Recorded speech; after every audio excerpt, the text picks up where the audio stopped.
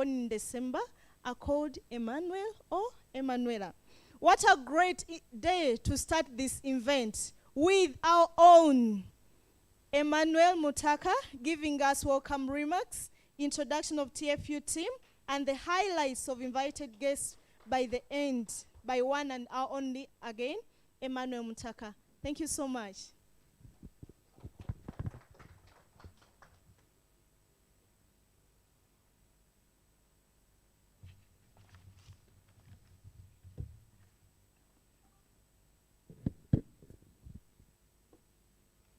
Thank you, Ronnie. Ladies and gentlemen, I want to welcome you all today. This is the day the Lord has made. Let's please clap and appreciate God for. Thank you. My name is Emmanuel Mutaka, the Alumni Officer, Teach for Uganda. And on behalf of the organizing committee, I want to say thank you and you are welcome for the guests that have accepted our invite to be here, and all the graduates for being here. Very smart. Thank you so much for being smart for this day, because it is your day. Thank you so much. I'll take this opportunity to introduce the team that we worked with to have this event a success. I want to request the team, Teach for Uganda team, to please stand up. Teach for Uganda team, wherever you are, just stand up. We have guests here, so they would like to know the team that we work with. The Teach for Uganda team, yes, okay. Yeah, so ladies and gentlemen, this is the team that we work with. Miss Charlotte here is our managing director. Mr. James Kasaga, our executive director. The gentleman on my right, far right, is our administrative assistant called Fred Mbazira. Please wave to us, Fred. Good.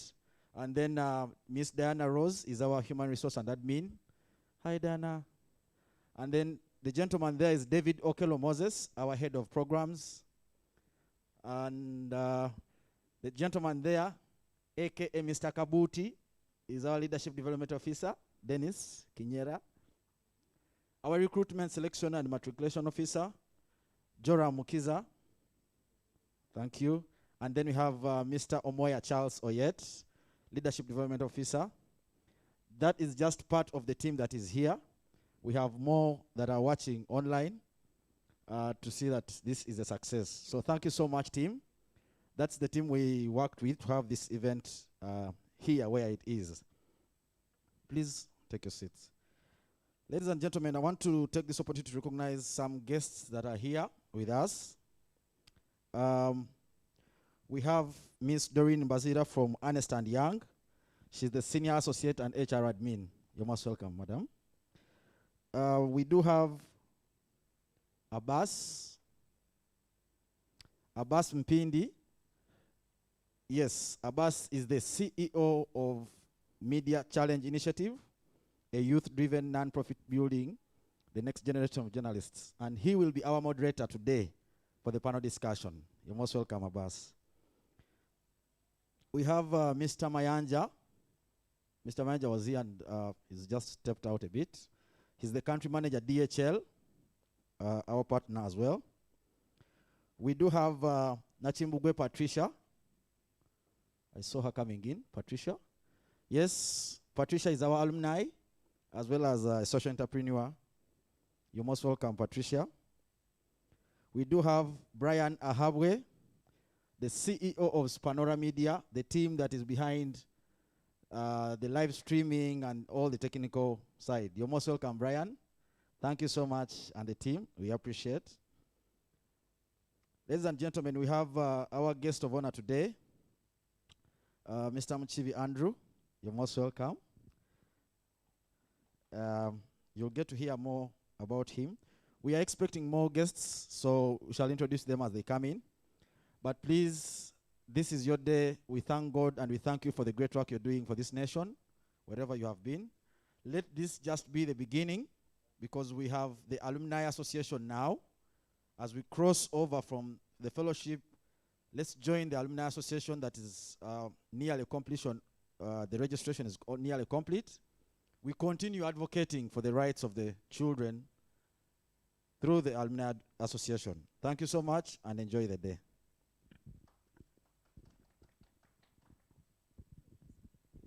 Thank you so much, Emma. May we give him a warm clap? Ladies and gentlemen, the next item is very important for us all here and those attending virtually. Therefore, we request for your maximum attention as we view a short documentary that vividly exhibits the Teach for Uganda work. And after, we shall welcome the Teach for Uganda Head of Programs, Mr. David Moses Okello, to supplement. Thank you so much.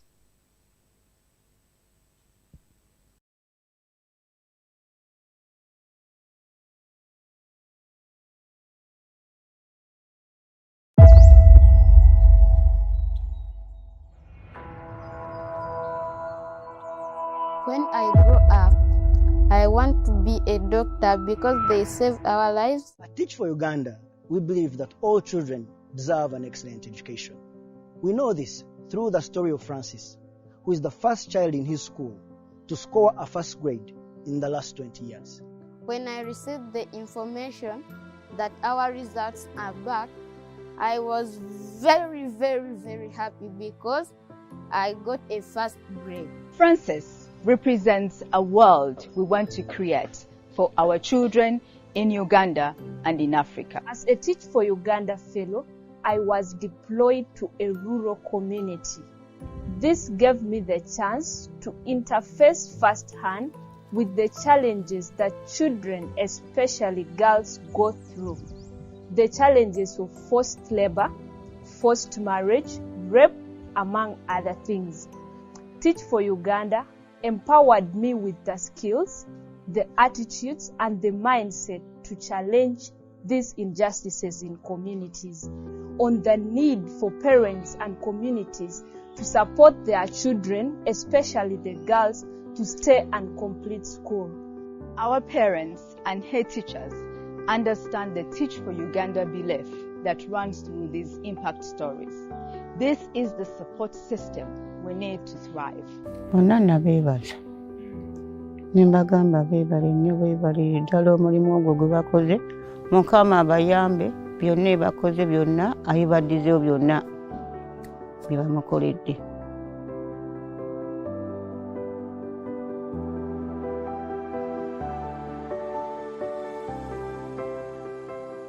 As an organization that trains people, teachers and those who are not teachers but interested in being teachers for 2 years. For us, we think that's very important because as pedagogical leaders, we shall have added on the group of leaders that we can have in the ministry, that we can have in other organizations that support the ministry, that we can have in schools, that we can have at any level. At the height of the COVID-19 pandemic in 2020, the team came together to innovate to ensure that our children were learning. We created 3 programs: the community cluster learning pods that ensured that one fellow spaced out with their masks with 5 to 10 children are learning within their village. We created the digital learning initiative, the first of its kind in Uganda, in rural communities to ensure that when children return to school, they are quickly learning through the digital learning platforms. And the tele-learning initiative that has been created recently to ensure that we are engaging the parents and the children together at home so that when the schools reopen, they're able to return and to return safely and engaged in learning as they normally do. The Teach for Uganda Fellowship for me gave me an opportunity to challenge myself as a leader, to get out of my comfort zone as a leader and to be able to influence so many teachers, so many children during my fellowship and even now after my fellowship. It also gave me an opportunity to network and create strong relationships with the teachers at my school, with the teachers of different schools, with the co-fellows, and I created a bond with so many of them that everything I do right now, it feels like a family for me, and it's thanks to the networks that I'm able to continue advocating for education, equity and inclusion where I am right now at Clark Junior School. And that's the work we do. That's why we wake up every single day, believing that with your support, one day, all children in Uganda will attain an excellent education.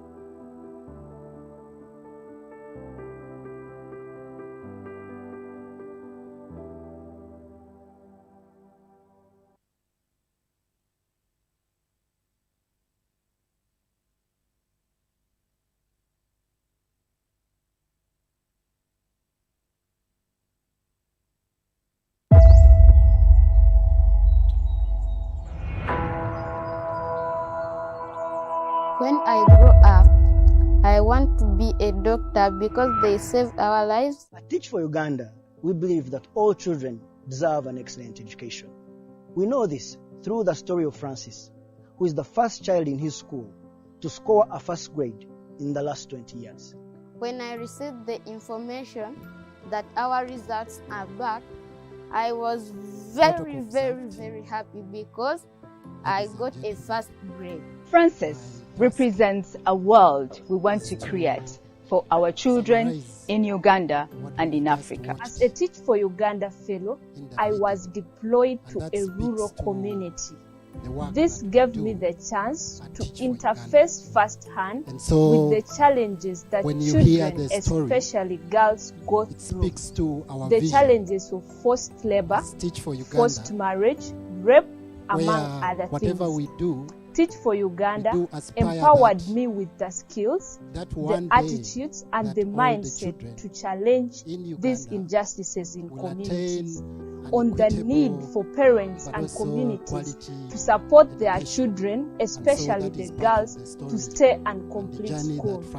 Our parents and head teachers understand the Teach for Uganda belief that runs through these impact stories. This is the support system we need to thrive. Onana beebale nembagamba beebale nnyo beebale ddala omulimu ogwo gwe bakoze Mukama abayambe byonna ebakoze byonna ayibaddizeewo byonna bye bamukoledde. Some people call them rural areas, but would love to say children in low income communities, because even in urban areas you have as an organization that trains people, teachers and those who are not teachers but interested in being teachers for 2 years. For us, we think that's very important because as pedagogical leaders, we shall have added in the group of leaders that we can have in the ministry, that we can have in other organizations that support the ministry, that we can have in schools, that we can have at any level. At the height of the COVID-19 pandemic, in 2020, the team came together to innovate to ensure that our children were learning. We created 3 programs, the community cluster learning pods that ensured that one fellow spaced out with their masks with 5 to 10 children are learning within their village. We created the digital learning initiative, the first of its kind in Uganda, in rural communities to ensure that when children return to school, they are quickly learning through the digital learning platforms. And the tele-learning initiative that has been created recently to ensure that we are engaging the parents and the children together at home so that when the schools reopen, they are able to return safely and engaged in learning as they normally do. The Teach for Uganda Fellowship for me gave me an opportunity to challenge myself as a leader, to get out of my comfort zone as a leader, and to be able to influence so many teachers, so many children during my fellowship and even now after my fellowship. It also gave me an opportunity to network and create strong relationships with the teachers at my school, with the teachers of different schools, with the co-fellows, and I created a bond with so many of them that everything I do right now, it feels like a family for me. And it's thanks to the networks that I'm able to continue advocating for education, equity and inclusion where I am right now at Clark Junior School. And that's the work we do. That's why we wake up every single day believing that with your support, one day, all children in Uganda will attain an excellent education. Partnership approach in the delivery of our programs. We invest quite a lot in making sure that the fellows and the graduates that we have for tonight's occasion, that they are able to grow into leadership. And so we do expect that they are going to undertake different pathways after today's event and will be able to cause impact. When in the I lives grow of up, children, but I also want to in the be a communities doctor because they where saved we our work. lives. At Teach for Uganda, we We believe that have all also children been able deserve to an excellent do education. quite a lot We know in this terms through of the story of Francis, COVID who is the adaptation. first child in his We've been school able to score a first grade run in the last initiatives 20 years. like we When saw I in received the the video, information digital that learning our initiative, results are the back, community I was cluster very, learning very, pods, very happy the because telephone I got a first learning grade. initiative, Francis where we were able to represents conduct a world lessons we want to with some of create our children for our who children were locked, in Uganda within and in their Africa. As a Teach for and Uganda were fellow, unable to I get was back to deployed school. to a rural We community. were able to This gave bridge me the divide, chance to the digital interface divide firsthand that exists with the between challenges children that who study children, in urban, especially girls, areas go using, through. The digital challenges of platforms forced like labor, online, forced learning. marriage, So we're able rape, to among bridge other that things. using Teach the for tele Uganda learning empowered initiative, me with the the digital skills, learning, the attitudes, as and well the as mindset the to cluster challenge these community injustices cluster in learning pods communities, that we've been able on to the see, need for parents in and the communities video. to But support also their others, children, as especially the the fellows girls, will be, to or stay the and graduates complete will be school. sharing their Our experiences. parents and We will head be able teachers to see them. understand So the we've Teach been for able Uganda to belief be that an runs through adaptive these impact organization stories.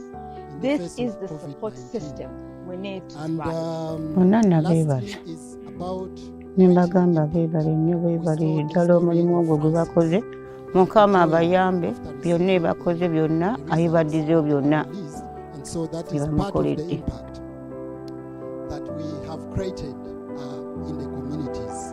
And also we've been able to challenge some of the As an structural organization that issues within the schools trains that we people, place our fellows. teachers and those who are So not that is teachers the but journey interested in that being Teach for teachers Uganda for 2 has years. walked through, For us, we which has been think that's summarized very in this important video. because I thank you very as much. pedagogical And I leaders, congratulate the we shall graduates have for added tonight. on the group of leaders that we can have in the ministry, that we can have in other organizations that support the Thank you so ministry, much, David, that we can have in for those schools, great that we can insights. have Ladies at and any level. gentlemen, At the height of the I'd COVID-19 like to pandemic, remember what in David 2020, said. He the said, team "One day came all together to children in innovate Uganda to will ensure that attain our children were equality learning. and We created equitable 3 programs, education." the community That's the cluster aim of learning Teach for pods Uganda. that ensured And that thank you for one fellow adapting. spaced out with their Teach masks for with Uganda, 5 to thank you 10 for children adapting are learning within their amidst village. the We created the COVID digital learning initiative, the challenges, first of its and kind you in said Uganda, you in rural had communities to ensure that when digital children learning, return to school, telelearning, they are and quickly cluster learning learning through the pods, digital learning which platforms. leads us to our theme And of the the telelearning day, initiative that has been reimagining created our recently future through to ensure that we are education engaging the parents post-pandemic. and the children Ladies together and at home gentlemen, so that when please the put your schools hands reopen, together they're able to for return David and to return and Teach for safely Uganda. and engaged in learning as they normally do. The Teach for Next on Uganda our Fellowship agenda for me testimonial gave me an videos from the opportunity key to challenge stakeholders myself as a from the leader, Teach to for get out Uganda of my areas of comfort placement. zone as a Please, leader, and to I be able request to for your influence attention so many as you enjoy and learn. Thank you. teachers, so many children during my fellowship, and even now after my fellowship. It also gave me an opportunity to network and create strong relationships with the teachers at my school, with the teachers of different schools, with the co-fellows, and I created a bond with so many of them that everything I do right now, it feels like a family for me. And it's thanks to the networks that I'm able to continue advocating for education, equity and inclusion where I am right now at Clark Junior School. And that's the work we do. That's why we wake up every single day believing that with your support, one day all children in Uganda will attain an excellent education.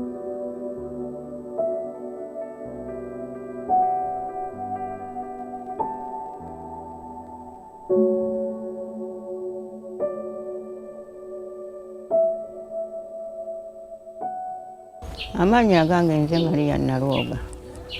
Mpangalidde mu kitundu bamuyita kyalo bakiyita Kyevunze. Kale mu nsomesa y'abaana bange badde basomesa bulungi nga badde bankwatiddeko bulungi ku bantu bange naddala nga When I grow up, I want to be a doctor because they save our lives. Beetaagisa byonna kweggamba nga badde bannyamba.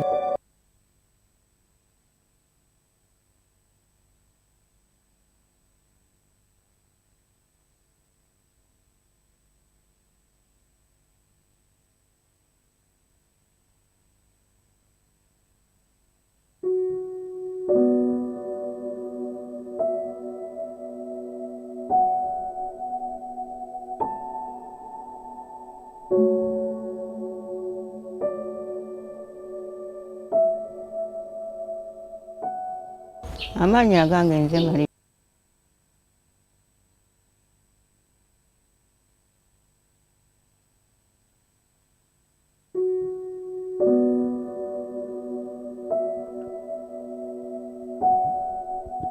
Ladies and gentlemen, we apologize for those technicalities, but the videos are going to be played as they work on.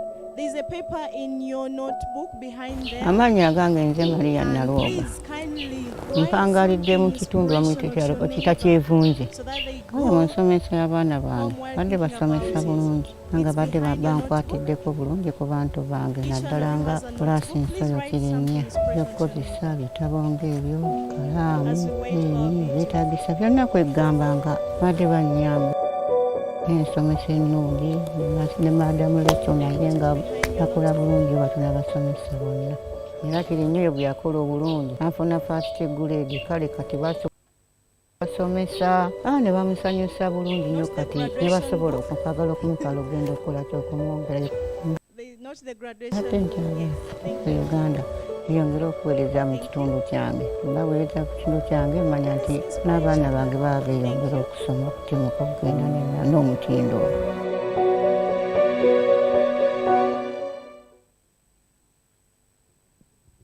Yeah, it's a sticky note.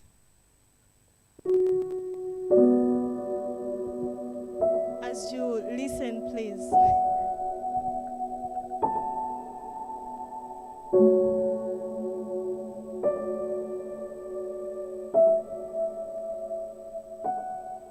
Amannya agange nze Maria Nalwoga. Mpangalidde mu kitundu wamu kitakyevunze.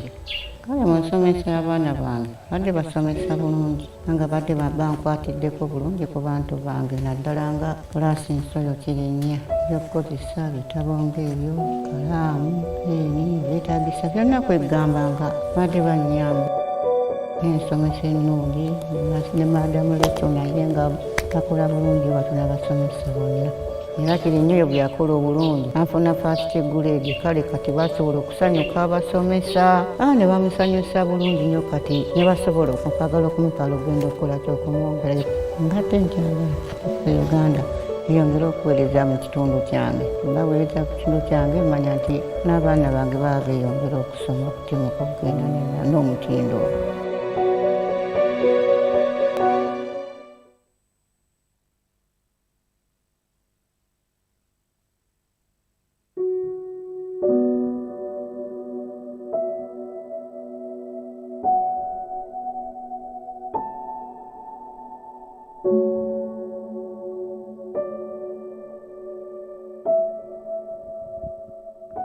Thank you so much, Espanora team. Ladies and gentlemen, please put your hands together for the CEO of Media Challenge Initiative and the co-founder, Mr. Abbas Pindi, as he leads us to the next item. Please may you put your hands together as he comes in front.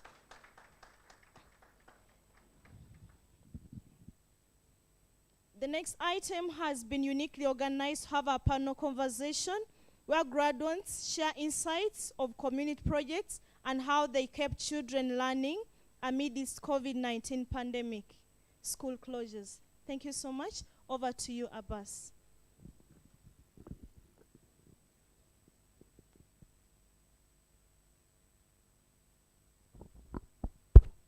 All right. Good morning. As I have been introduced, my name is Abbas Impindi. I work as the CEO of Media Challenge Initiative. I'm going to be moderating a session, but I really want to first tell you a story about me and Teach for Uganda and GEMS. Yeah? So I run an organization called Media Challenge Initiative, and what we do there is really this idea of believing that journalism can make the world a better place. So James and I met at an organization called Global Health Corps, and my first interaction with him was the inspiration and energy that he had to really, having stayed in the US, to come back here in Uganda and start Teach for Uganda. And so the earlier conversations around starting this organization, I was there as a listener and also as a friend to sort of like give like support. But I was also coming from a space of entrepreneurship, as I had also been working on Media Challenge Initiative. So I've seen Teach for Uganda grow. I've seen the cohorts come. I've seen Charlotte and James really move the needle forward to where it is. So I really want us to first and foremost clap for those two leaders of our times, because it takes a lot of energy and resilience to step away from our daily jobs that could give us money to focus on an organization like Teach for Uganda. Now they have like a team of, I don't know, 20. So yeah, so it's been a great journey. I work at Media Challenge Initiative, like I said, and one of our driving forces every day, we say journalism can make the world a better place. I have a quote that I know which will kickstart our panel that James likes, which is by Nelson Mandela. Education is the most powerful weapon which you can use to change the world. Yeah, Nelson Mandela. And today our panel is, as you can see, reimagining our future through education post-pandemic. The panelists that I'm going to invite here, I don't even have the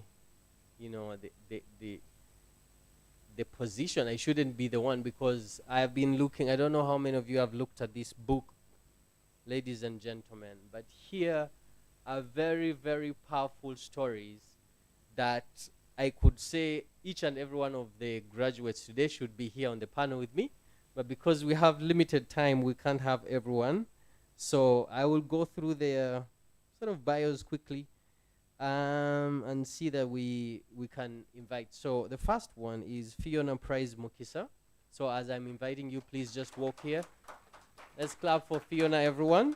One of the things that is really a big highlight for me in your bio is that she has worked on a Feed Us project, teaching children how to grow vegetables, and she's done it like sort of a pilot, small scale, in the community where she was. So she'll be telling us more about that. Thank you so much for the good work.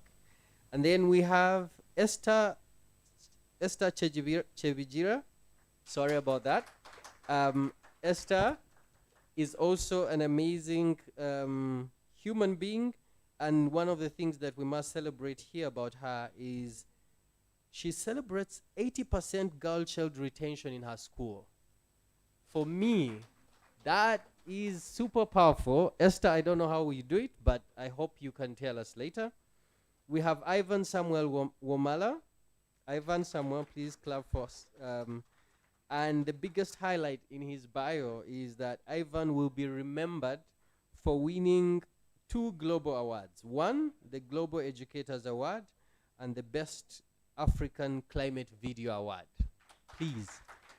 This video was also featured on COP26 Leaders Summit. Clap for this gentleman. And then we have Oroma Kenneth. Oroma is all about tech, and he will also be telling us how he's been able to mobilize the communities using technology. All right.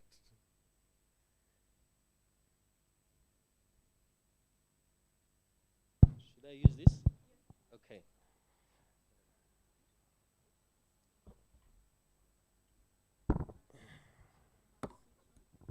Just press here.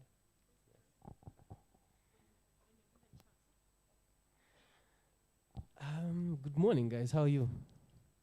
So first things first, I want to ask you, when you were applying for the Teach for Uganda Fellowship, what was that one, I would say, pickup line or one rhetoric that you say, that was the statement that could have won you this fellowship? I'm asking you that question because I want to see the journey that you've taken through your application. Sometimes we apply for fellowships and we have a lot of rhetoric in there. But if you can remember, what's that one promise in your application that still stands out today? I will start with you. Thank you very much.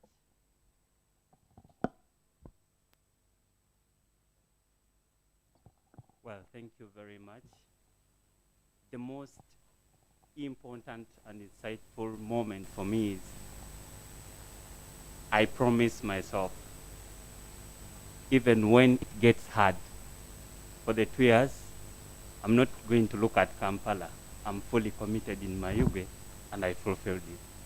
So when you were applying, you knew that you were going to be in Mayuge and you'll stay there.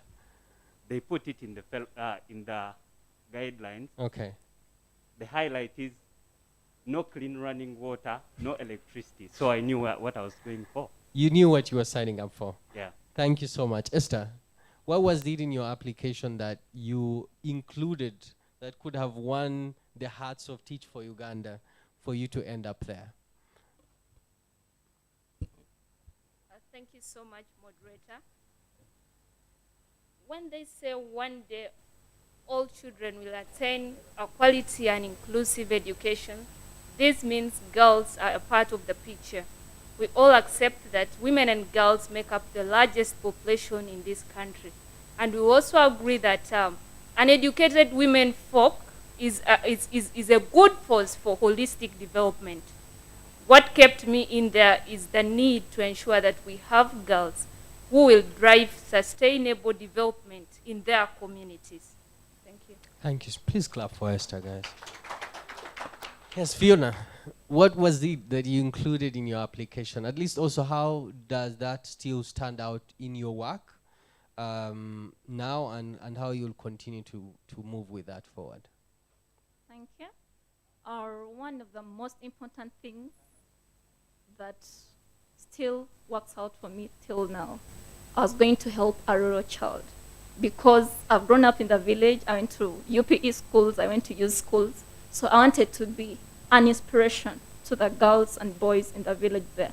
And indeed, I have been. They now have restored their hope. They know they can be in the villages, study in the villages, but come out to be important people, like how I was in the village. Thank you so much, Fiona. Yes, sir? Same question.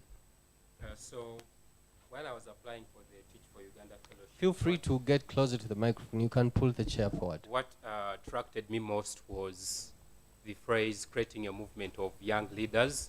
And because I had trained as a teacher from my university education, I saw myself transitioning from the usual normal teachers that we see in our school systems, somebody that has been teaching in school for the last 33 years, has content by head, and that is what they are proud of.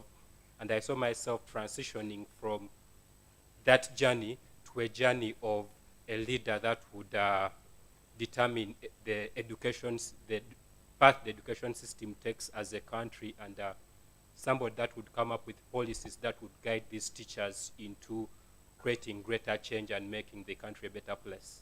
Yeah, thank you. Thank you, Kenneth.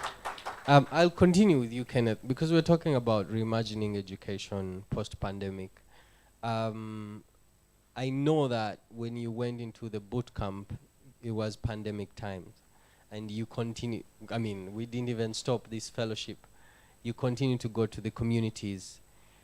How was that experience for you, and how were you able to continue supporting children in the communities and make sure that the vision of Teach for Uganda continues, but also those children in your communities have access to you and have access to classes?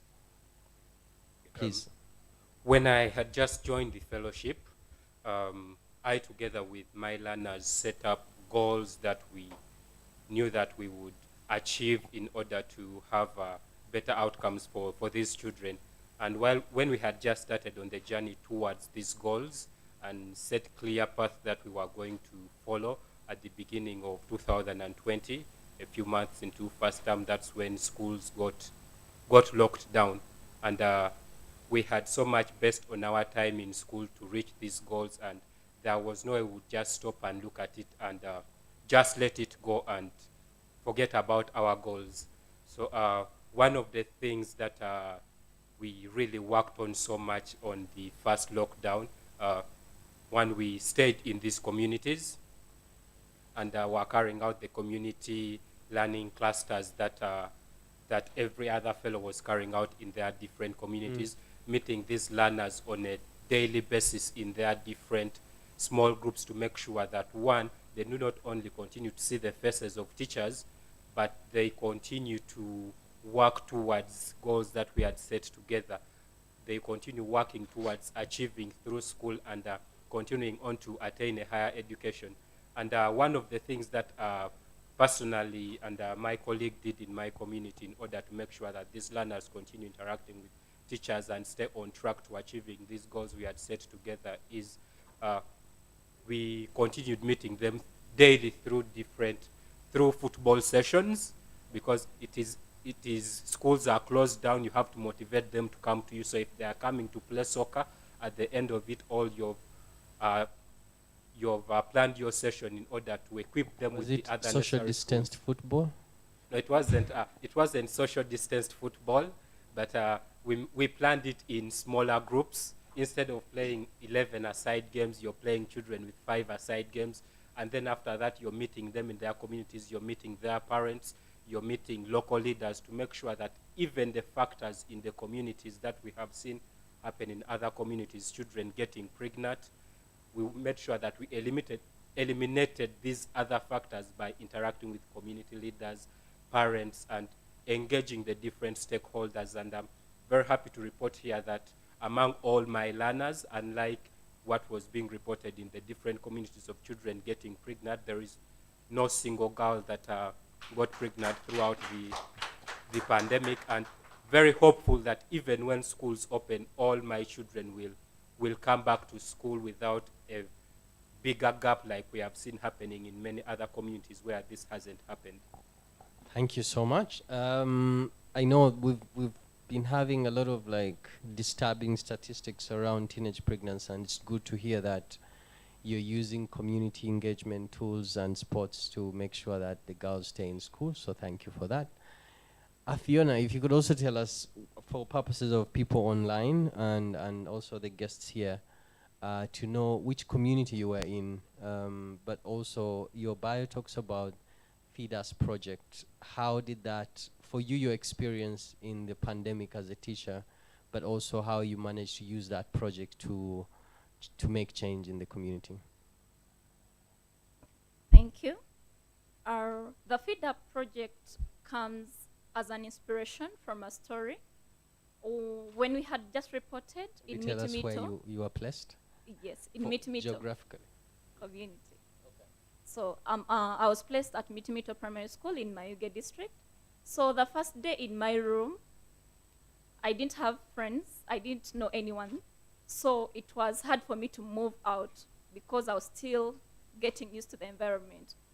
As I peeped through my door, I see a child running out with a bowel, pours water from a jerry can, then adds salt. Then the other like that. After doing that, they rushed back to the house. The first time I didn't really take it so much, but I saw it happening like thrice. Then I got so concerned. I moved out and picked. They were having a meal. And you know the meal? Millet bread. So this water and the salt was the salt. Millet bread and salt. Water from the jerry can, then they add salt. Okay. So that was the sauce. So after realizing this, I was really touched. And I made, together with my co-fellow George, we made a research, because when I saw that, I called him and I was like, you know what? I've seen this and this happen. So we had to move around. Together with our pupils, we used our pupils and realized that people say they don't have the land to grow vegetables for themselves, and even the food is scarce because they don't have land. So we thought of means of how we could help out, and that is how the Feed Us campaign came up. So just even before we began the Feed Up project, the pandemic hit. So it was put on hold. But still where we weren't settled because we knew the situation. So we knew the pupils are home, so we knew they didn't have what to eat. Remember, sometimes they're at school and then they play around, they go home and have that one meal. But sitting in one place at home and then you're not having a meal, because we realized that 7 out of 10 families that we went to have a single meal a day. So we were forced to go back to the community during that pandemic, and we began a pilot garden at my rented house just in front. We began growing vegetables. It was a pilot because we wanted to see whether it would work out if we did that. So we sampled out a few pupils, like around 20. There were 20 families. So we got the pupils, P4, P5.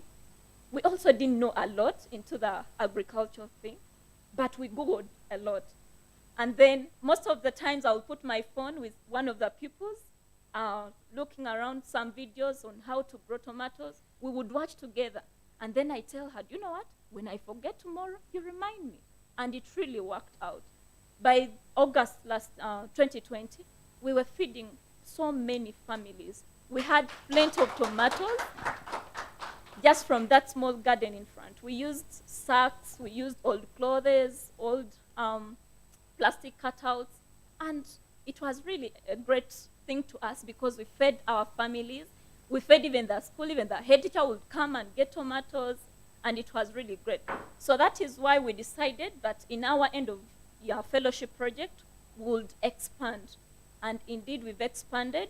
We went too far to 43 families. Now, even the children themselves are growing their food. Like they have kitchen gardens, and it is doing well. We're amused by one of our pupils who has over 2 acres now of vegetables, and is ready to take care of this food is next year. please let's clap for this milestone, because it's and I mean, I wanted to ask the state of your garden right now. What vegetables are there? Right now, yes, each child has a garden. Okay. The other time it was only in front of my home, but right now each child has a garden. Even when you have a small piece of land, you have to have a garden. That is it. Like, it's our culture now. They have sukuma wiki, they have dodo, they have tomatoes, eggplants. At least we bought a variety. And now we know it is sustainable, because if they get the tomatoes, they can use the seeds to plant and get more. Okay, we'll Yes. come back to this. So from the Feeders project, Esther, you celebrate 80% retention, but also I know that from my earlier conversations with you, you were able to mobilize around 3 million to invest in a pad project. So if you could tell us where you placed and really how that journey was for you as well, so that people can get context of that Teach for Uganda is also just not about education, but you go beyond. Yeah. Thank you so much, moderator. Unlike most of us here, I was lucky to have done my fellowship in 2 different communities. In 2019, I moved to Kalagala Primary School. That's about 30 kilometers off Mayuge town. And when I reached this school, 2 girls sat primary living examinations in 2019 out of 98 that started primary 1, as the school records indicated. I was teaching primary 4 and 5. In primary 5, we had 11 pupils. In primary 4, we had 22. When I and my co-fellows tried to look into this, we realized that there were so many hindrances. One of the biggest being issues around menstruation. Menstrual stigma around school, a lot of misconception around menstruation. For example, when a girl starts to menstruate, they are ready for marriage, or a girl is unclean while menstruating, so they should not come to school. For this reason, girls were always absent, girls were dropping out of school, girls were being married off. When the pandemic hit in the first lockdown, one of our girls in primary 7 got married. And for that reason, we had to take action. We went back into the community and led a project dubbed Let Kalagala Study. We went door to door to talk to parents on the need for them to keep their children safe and how to keep them safe, having regular conversations with them. We used local radios in these villages where most of us are. You find that a center has kind of a megaphone where you can talk and a big number of people listen. So we went in there and talked to these people. We camped along the path and talked to passers-by, wrote on manilas and told people to protect the children, especially the girls. We also raised money and taught girls to make reusable pads. With our first training, we had 100 girls, And in a survey that we did in April 2021, at least each of these girls has gone out there to train 10 other girls to make the pads. And I'll gladly report to you that when the second lockdown hit, in primary 5, we had 25 learners. We started with 11, we had 25. And in primary 4, we had 48 from the 22 we started with. That's like almost 100% increment in the number of learners. Second to that is that we really engage the boys in these conversations around having the girls stay in school. Not just the boys, even the men out there, because oftentimes we let this be a girl thing. Most of us, not me alone, have had to really engage the boys and the men outside there to protect girls. And when I mentioned earlier, I said that one of our girls was pregnant and married, but I'll also report to you that the same girl came back to school and sat primary leaving examinations. When school resumed, she will go back to school to senior 1. She has a baby. You talked about the campaign of raising 3 million shillings. So during the second lockdown, all of us were out of our teaching communities. I was in Kwen district, that's where I come from. And there, the teenage pregnancies were alarming. According to a report run by NTV back there, between April and July, Kwen district reported around 2,700 teenage pregnancies. I was at home and I couldn't just look at this. So we ran a fundraiser, the Pad for Kwen. Our idea was, let's have some pads as an initiative, as incentive, for us to go and meet the girls. When we go with the pads, they will come to us and we will talk to them. We will share our stories. So we raised money, bought the pads, went to the 12 sub-counties in Kwen, distributed pads to 1,000 girls in the entire district, engaged local leaders, engaged religious leaders, engaged some parents to talk to these girls. Yes. Wow. Do you have plans to run for office? 'Cause I think the mission is to create a movement of leaders. So what the future holds, we'll go for it. Okay. So you're saying never say never. All right. Sir, your story is gracing COP26, but you are placed somewhere in, where were you placed? Biula. That's around about 8 kilometers away from my gate. Okay, teach us, some of us, how do we get a story from Biula, Biula, right, to COP26? Just briefly, in like 1 minute. Your experience and how we can, how did you manage to get this story there? Thank you. Sometimes when I hear such statements, I get emotional. You see, those insightful leaders seated there, James and the team, I would say even if we had the belief, but they ignited the fire that took us there. I went to the field knowing there is nothing bigger than me. I can make it. You're asking about this video. I just have just a simple phone. I don't have an iPhone. But that phone with that rural learner who has never even crossed Mayuge town, actually doesn't know the main road, he made it to the global stage. Why? It's because what they instilled in us were like a pipe that was carrying water, and we preached the same message, not by words like our leaders today do, but by taking action, showing them how to. And in the end, it's always God's glory. We got there. Okay, so thank you. I mean, speaking about God, we also, because today we want to really reimagine the future. And I want, as spiritual as I am, I still want to not bother God today. So I want you guys to be bothered with this question. I mean, starting with you, sir. So what do you see? You are done with your fellowship. What next? Are you going to now go back and chill? Because, I mean, we have arrived. We've been at COP26. We made it. Celebrations. What next? The fire that James and Charlotte and the whole team has ignited in us, where does that take us? So if you could shape for us, if you close your eyes every morning, where do you see this thing going, as Ugandans say? Thank you, moderator. I want to assure everyone in this house and online today that this graduation, most of you may think it's the end of the movement, but it's just the first step.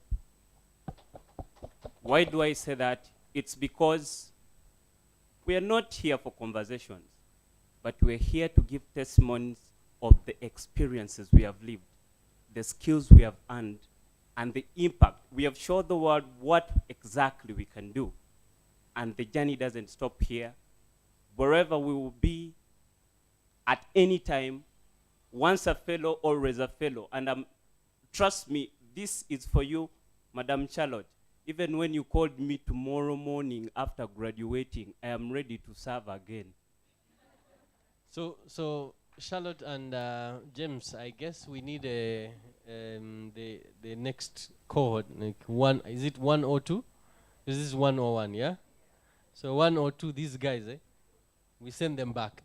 Esther, what's the future of education? What do you see? Because you're doing a lot of things, but in your capacity or in our capacity as a movement, what are the challenges you've seen on the ground? What are you reimagining? What are the solutions? What are the ideas that you see that like this can work and this can change the communities? Okay, thank you once again. Throughout my fellowship, I believe that education is not just a fundamental human right, but it's actually the bedrock on which all other human rights rest on. SDG 4 is the foundation for achieving all the other SDGs. And even however much we struggle to have peaceful communities, productive communities, good life underwater, if we don't give people a quality education, we will not achieve the rest of the things. I'll say that again. A quality education to every learner out there is the only sure way we can achieve the rest of the SDGs.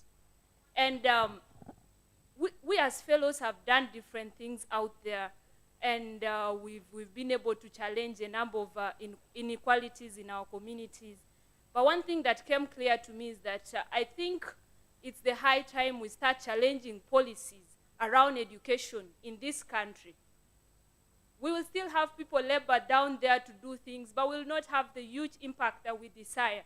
Moving out of here, I think I'll be going into a space with the skills that I've got from Teach for Uganda. I'll be going into a space where I get to challenge some of the policies, where I get some people look at things the way they really are, not the way they want to look at them, and have to rethink some of the policies. Education needs more funding.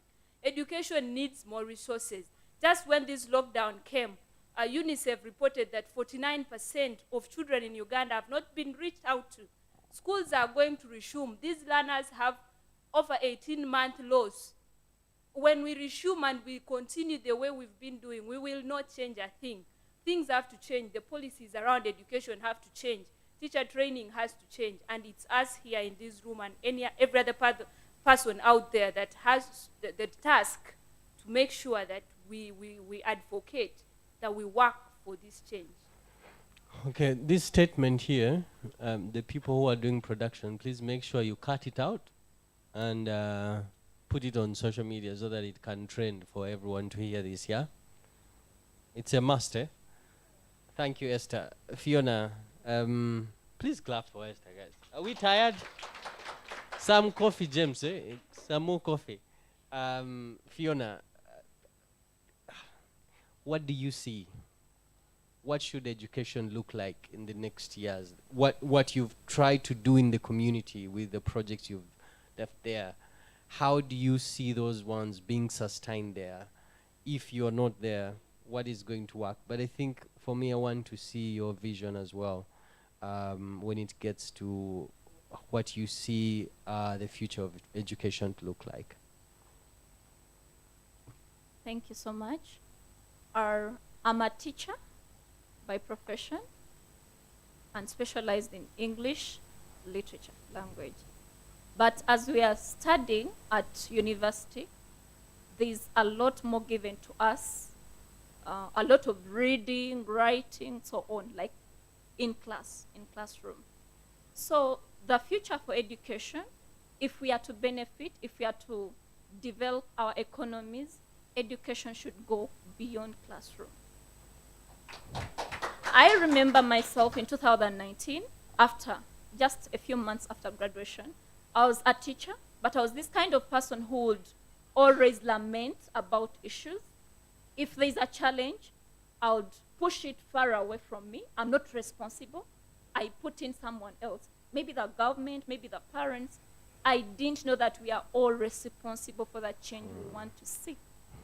So what I really want to see is a future of teachers who are trained to see beyond classroom, teachers who mind about all children regardless of where they're coming from, of what they have to offer, but helping children transform as job creators, not job seekers.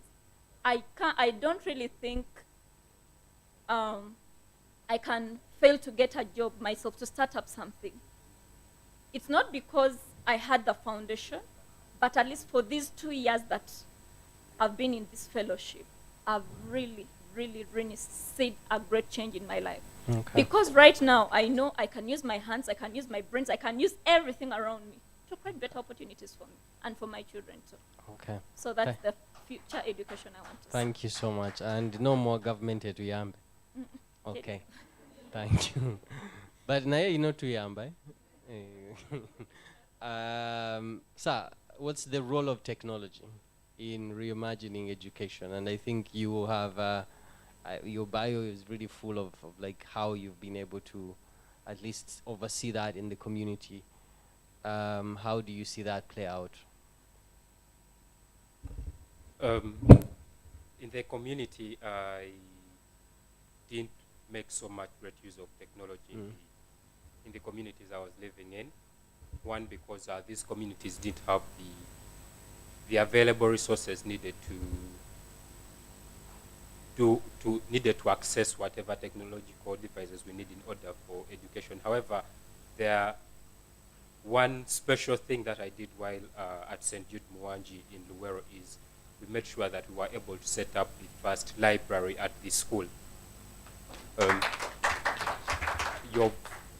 We were 2 fellows at the school. We joined the school that had about 8 government teachers, and these teachers have been there for 4 years, but the numbers keep reducing each year. The classes keep reducing each year because by the time we joined, there was no P7. Children were sitting exams in primary 6, and if it had continued that way, there would have been no primary 6 with time. But imagine 2 individuals that have been trained for a month at institute, and in 2 years, you've raised the numbers. You have children that are sitting primary 7 exams now. In our last set, we had 10 children that were sitting primary 7 exams, and currently we had promoted so far 24 children from primary 6 to primary 7. And this, when I look at the question that the others have been answering, the future of education. Yeah. Imagine 2 individuals trained for a month and continuous development, and they're able to achieve that. And we have 8 government teachers that have been in these schools for over 20 years. They have been trained. No offense to government teachers. They have Some been, of us are government teachers. They have been trained for this specific period in school, in their different trainings, and you wonder what's the difference between us and these teachers. So it now comes to the different skills that we were able to. Let me just pick up on that. You come from the background of Teach for Uganda, the fire they ignited in you to a space of like, I would understand where government teachers are coming from, or even just in the communities. What inspiration did you sort of like exchange with the existing teachers in your school who were not Teach for Uganda? Did they kick you out Did they see you as an enemy of the state, or enemy of their progress, or were you able to create synergies so that you build, the school or the education system together? While in these communities, the statement that I'm sure every fellow was able to interact with is, that's how we also started. That's what the teachers will tell you. That's how we also started. That energy will go away. But when they saw the energy continuously on, and with the support of our leadership development officers, with the support of the team at office, we were able to continue with this energy. And some of these teachers, by the way, were able to take on some of these activities we were doing because the results were visible. You go to a home visit and the teacher tells you you're wasting time, that one won't come back. But at the end of it all, they see the learner coming back to school.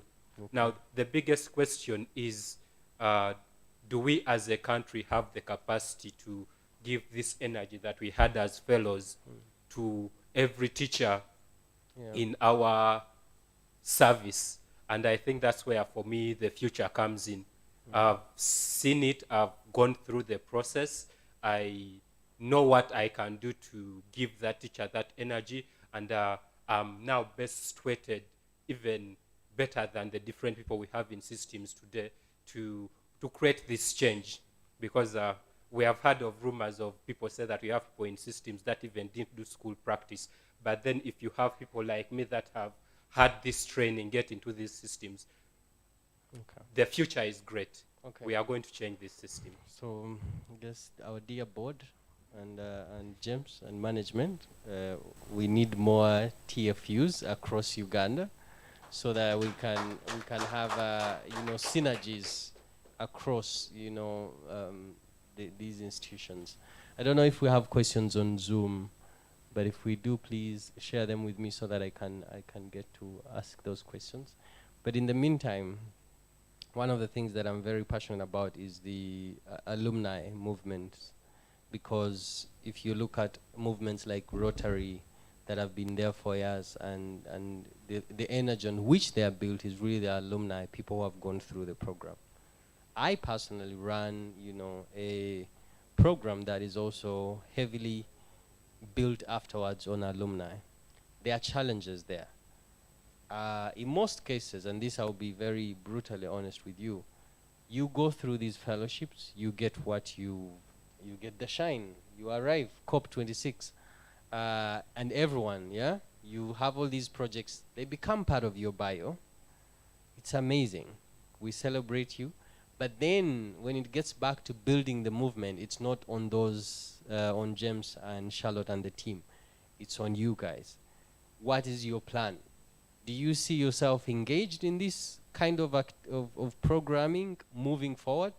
Or will Salim and Emma and Diana struggle to call you because, man, you get busy? And I understand totally, you'll get other jobs, you get busy.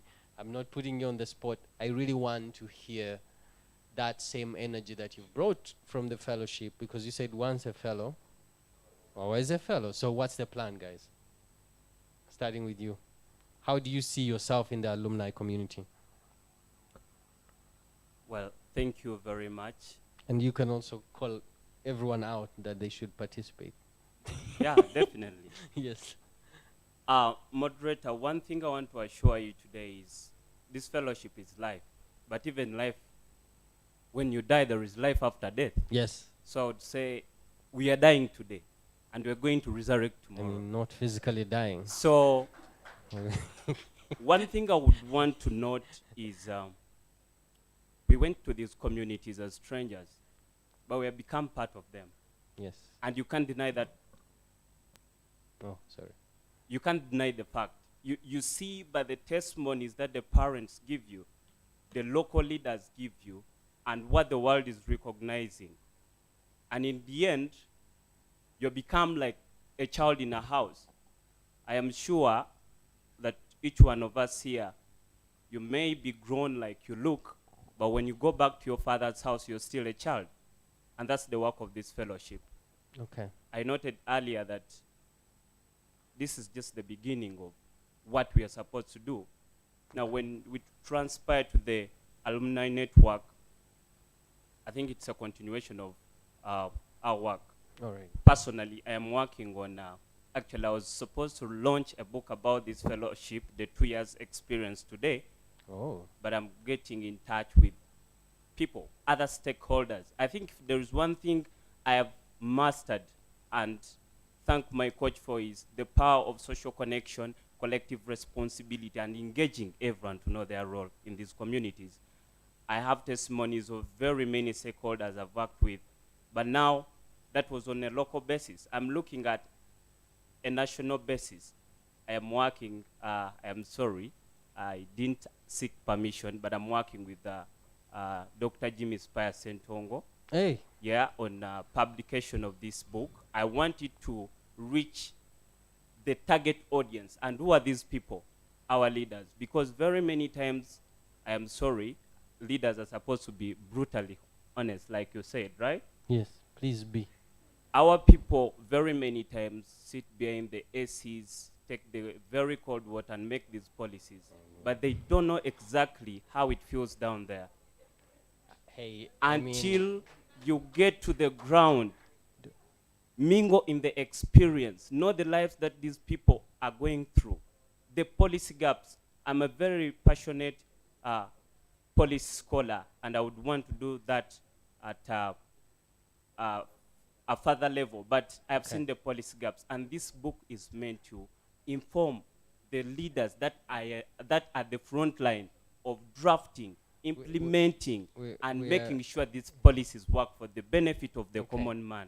We're running out of time, but I wanted to remind you that you can enjoy the AC and still go to the community, like we are doing, eh? I doubt that. I mean, you are here with us. The AC is here, we are enjoying, but we still go to the community and do the work. Sorry to okay, interject. we'll come. Please. No, what I wanted to say is, you can enjoy the AC, and still but go for a very short time, but have more impact there. Okay. Esther, please, in 1 minute, how you see yourself participating in the alumni community quickly.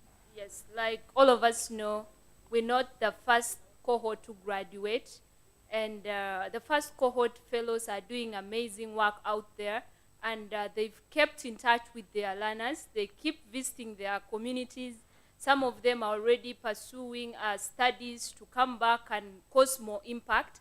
And if our Lord goes out there and do nothing, it looks like we've not learned anything from the people that we've interacted with. So I'll say this, that all of us actually are going out there to do something. And for education, for us to build back through education post-pandemic, we need more private individuals and organizations to invest in education. The private individuals are us. We should not only, like my colleague said, keep saying it's government, it's government. We have people in this country that can invest in education. Like when lockdown came, COVID was here, we saw people making donations. We saw corporate companies making donations. We saw NGOs making donations to cap the situation. If all of us do that to the education sector, if all of us make individual contributions to the education system, then trust me, we will re-emerge or we'll build back better so quickly. Okay. So as a person, and like speaking for all my colleagues, all of us have already commitments. The attachment we've built with these learners is so deep. We left them in P4, P5, and it would even haunt us to just let them be. Let them be, okay. Yeah. I will not ask you guys the alumni question, but there is just one. We have people who are joining us on Zoom. Please, thank you so much for sparing the time. One question from Lydia. What happens next with the projects you started in the schools, and yet you will be away? So quickly, please summarize. 30 seconds, 30 seconds. What next for the projects? Okay, thank you so much. Since we've not been doing these things like single-handedly as teachers, we've been involving the children. We've been working together with the children. So the children are taking it on. Right now, I'm not there. But if you go there, you'll find things moving on well. Okay. So we've prepared them for the time when we are away. So you had sort of a transition plan. It would also be good if you really continue, just even if you're away, to maybe identify a leader of a sort in the community who can continue. You have maybe a response to this question as well? Yeah, Yeah. For my project, like I said, we set up the library. first school library, and we also set up a system when we set up the library. For example, currently the children are able, even during this lockdown, to access the library at least two days in a week. So there's a system that is already running, and with the teachers well trained in place, the library will continue running. And the other project is already being run by the community. The communities continue to engage children through sports and engage them in many areas of their lives through sports. All right. Maybe also the other option is, I don't know, Charlotte, if they are fellows that go to these communities, to the same schools again. So it would be good to also have a transition plan of these projects to the next cohort that comes there. Did you all study education? Quickly, what did you study? I studied a Bachelor's of Arts in Ethics and Human Rights from Ethics. That's why you sound very ethical. Yes, Esther. Yeah, I hold a bachelor's degree in education, English and literature. Yes, education. Yeah, English is very. Yeah.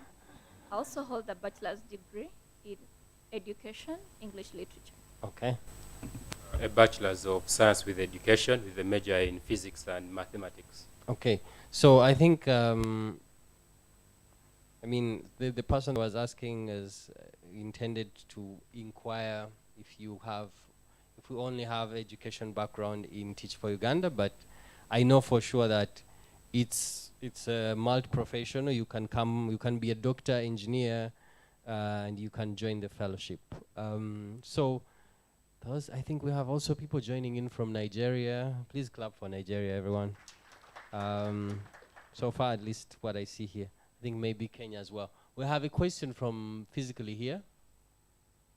Someone had a question? Is there anyone with a question, okay, for any of these? Yes, over there. You can shout it out from there. There's a mic there. Oh. We trust your voice. Thank you very much. The panel, it's been amazing hearing your experiences. So my question to Umala, Kenneth. Roma, Yeah. Kenneth, thank you. You told us about tech. Would you like to share, because I imagine tech and then the kids in primary, more so in the rural areas, how did they catch up? And what are some of the experiences from the time now you are living? At what point are they? What level are they? Thank you. Maybe just to highlight, I think he talked more about setting up a library and using football as well, according to your bio. So, but is there any response maybe to this question? I didn't concentrate so much on tech while in the fellowship.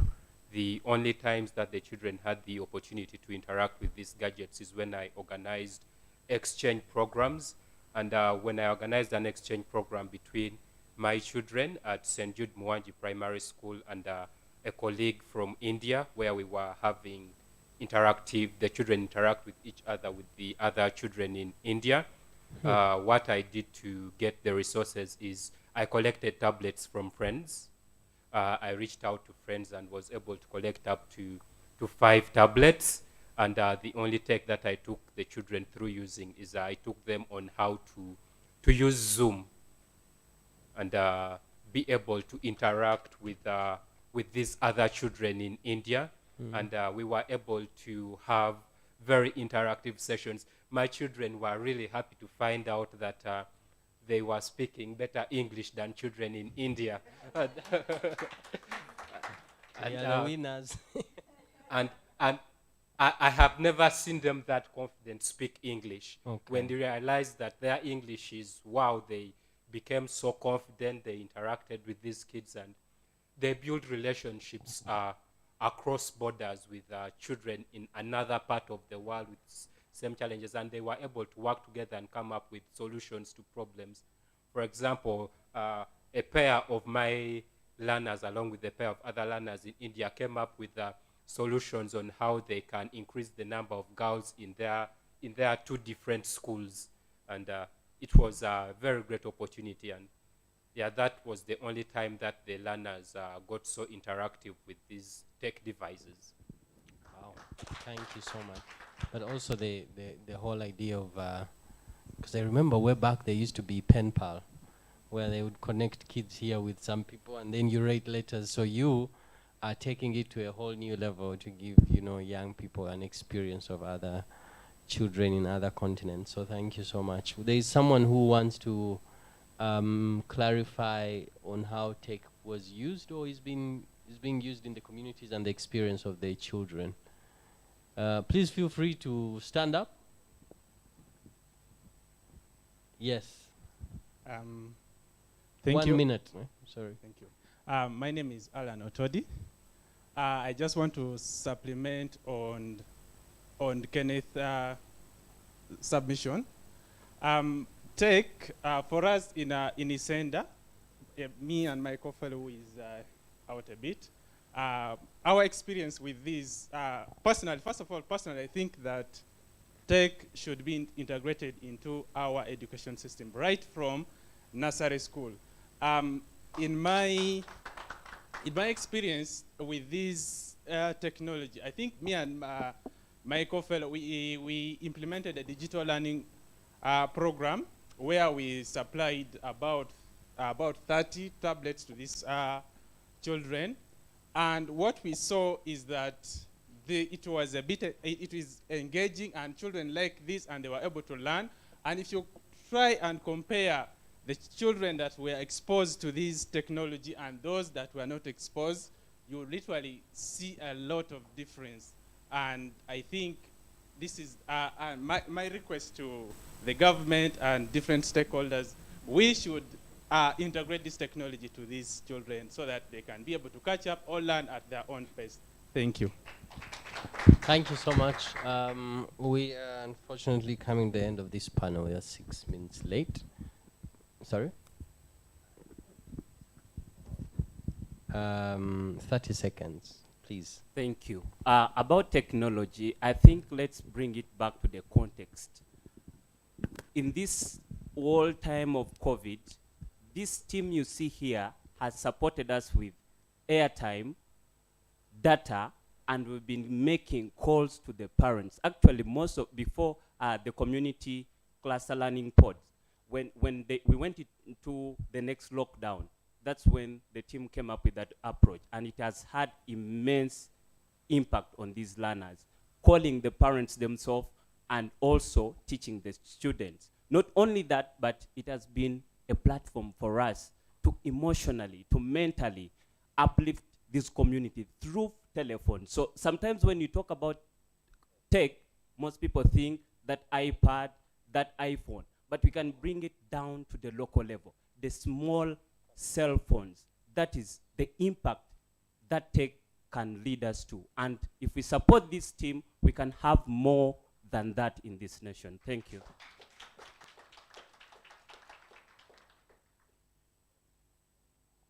So you managed to use Kabidit, yeah? Yeah, that's what our parents can afford. Okay. But they also welcome smartphones. If any of you is ready to give in. Bring. Yeah. Okay, thank you so much, guys. It's been, for me, who has been following the story of Teach for Uganda and really being inspired by it, it's been amazing to hear the projects that you've been able to do. But quickly, as we conclude, just your people would love to know your university. Please, if you could mention, yes, universities where your university, so that we can shout, yeah, Makerere, oh yeah. So, please, it's the time to bring bragging rights of your university. Exactly. Please don't misquote me.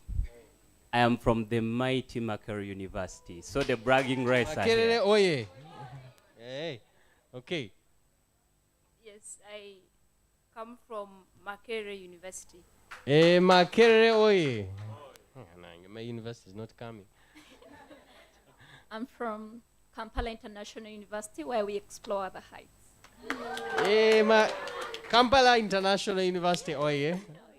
And from Mbara University of Science and Technology. Mbara University oye.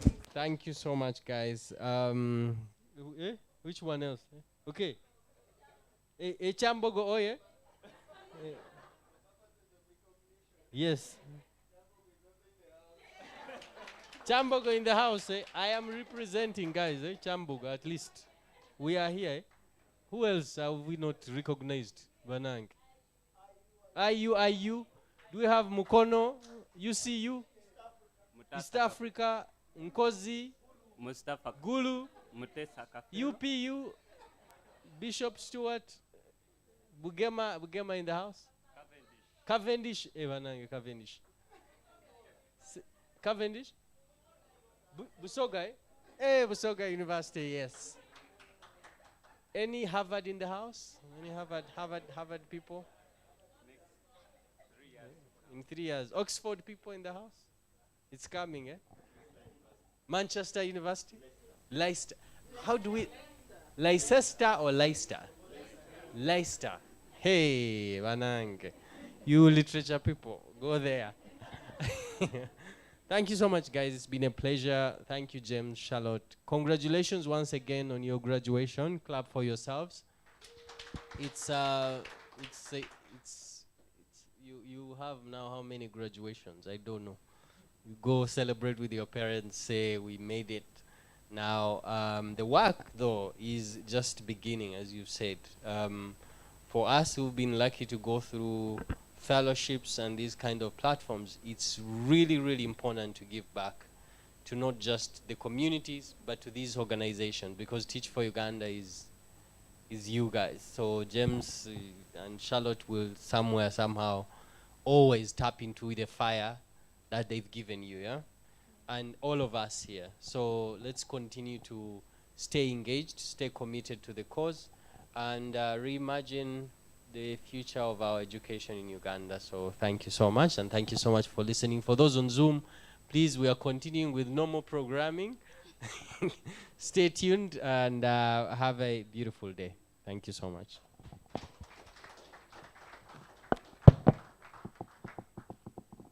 Ladies and gentlemen, please may you put your hands together for Mr. Bas Pindi for moderating that panel session. I would like to request each one of you, please, may you give a standing ovation to our wonderful panelists, please, as you clap. A standing ovation, please.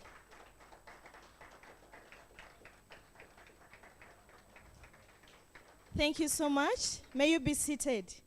Ladies and gentlemen, here at Victoria Hall at Golden Tube and attending virtually, please may you, I would like to remind you that the theme for this year is reimagining our future through education post-pandemic. And without wasting any much time, ladies and gentlemen, allow me to take you to our next item. And we're going to have a testimonial video from Ivan, who was one of our panelists. Thank you so much. As they are going to play the video, remember my activity I told you earlier? To write the inspirational quote to your neighbor. Did you write? Please give it to them. You shared. Please share as we wait.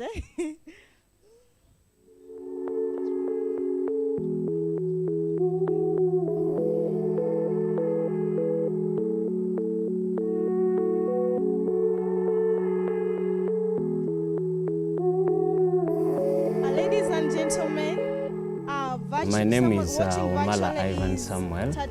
I am a fellow with Teach for Uganda, and I joined this fellowship shortly after graduating with a bachelor's degree in ethics and human rights from Makerere University. This fellowship has given me a clear path, a number of opportunities, and a platform to exhibit and exploit my potential.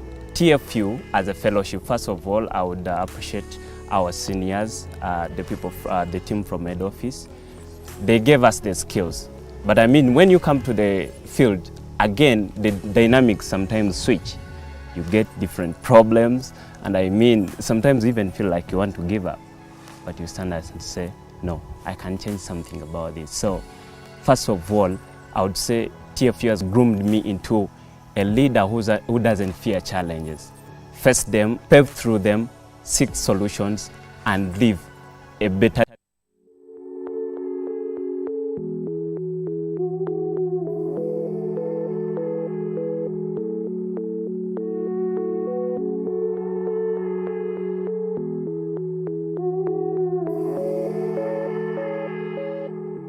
My name is Omala Ivan Samuel.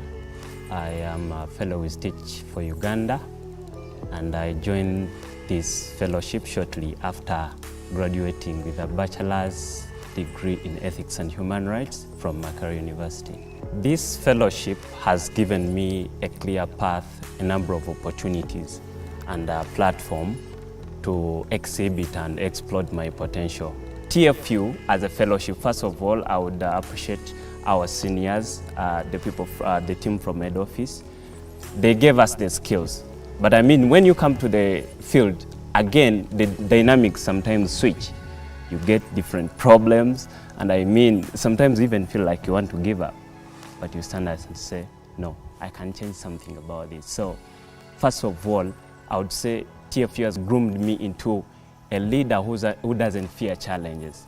Face them, pave through them, seek solutions, and live a better day thereafter. So in that itself, you're going to learn to work with people, because you're going to meet these people, and at a certain point, they don't agree with you on everything. So you're going to sit down and say, now what are we putting on table? So you learn how to relate with them, understand their kind of story. You know, you may come up with a project, an initiative, and they're not interested. But how do you intermingle their thoughts and yours to come up with something perfect? So there is power of collaboration and collective leadership. Yeah, you get into their homes, because we could go far as their homes, visiting our children, and in that process, you're going to understand the problems that they are going through. When I came to this, Mayuge entirely, of course, Beulah as a community, as an example, I found out that very many people were into sugarcane plantation. So that would mean there is no food, or there is no land to grow that food, or there is very little land. And by growing sugarcane, of course, they cut it seasonally. That destroyed all the forests around here. And in the future, definitely, it would lead to a big environmental cancer. So I sat down with my co-fellow, we thought about this, and we designed a project of climate action. Yeah, and our target was at least plant 50,000 tree seedlings in these school communities and the other communities, not only here, but the district itself. So we went back to the people, talked to them, and they got the idea and they loved it. We also thought about, what about the children we are teaching? How can we empower them to become solutions to their own problems? We came up with a plan of raising them into environmental ambassadors.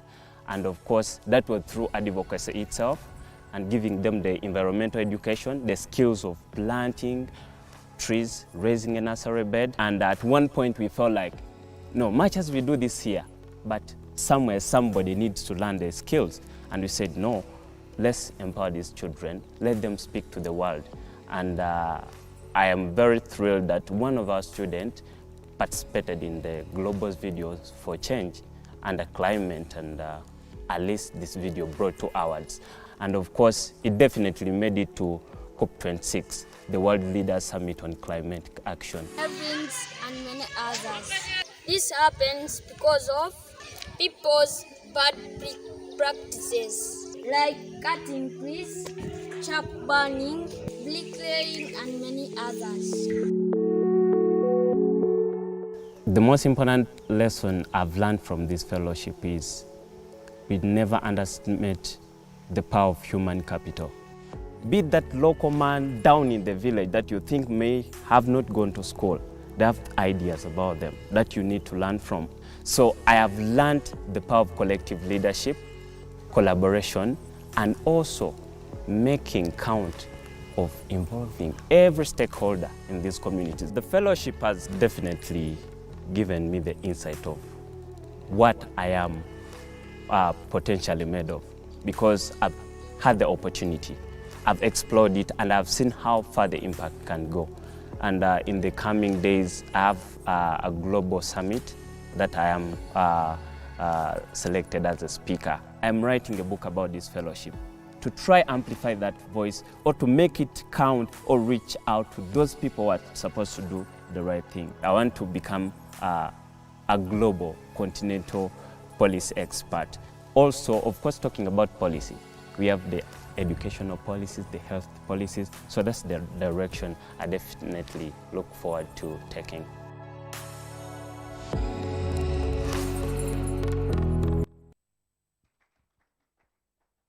Wow. Thank you so much for that wonderful video. Indeed, it's a collective effort. And truthfully, dear leaders, you'll triumph beyond the skies, beyond the skies. Not even the skies will limit you. And thank you to Teach for Uganda for modeling them and guiding them through this leadership journey. Ladies and gentlemen, without further ado, next on the agenda is a cohort 2 fellow representative who is an alumnus of MasterCard Foundation Scholars Program and also an alumnus of Makerere University. She graduated with a degree in social work and social administration. She's a major of gender and women's studies, which explains why she's a feminist who is passionate about gender equality, most especially the girl child. The cohort 2 fellow representative has experience and great knowledge in orphans and vulnerable children. This great lady has IT teaching skills and menstrual hygiene handling knowledge and skills. Ladies and gentlemen, here and attending virtually, may you welcome Miss Rose Namalwa. Thank you.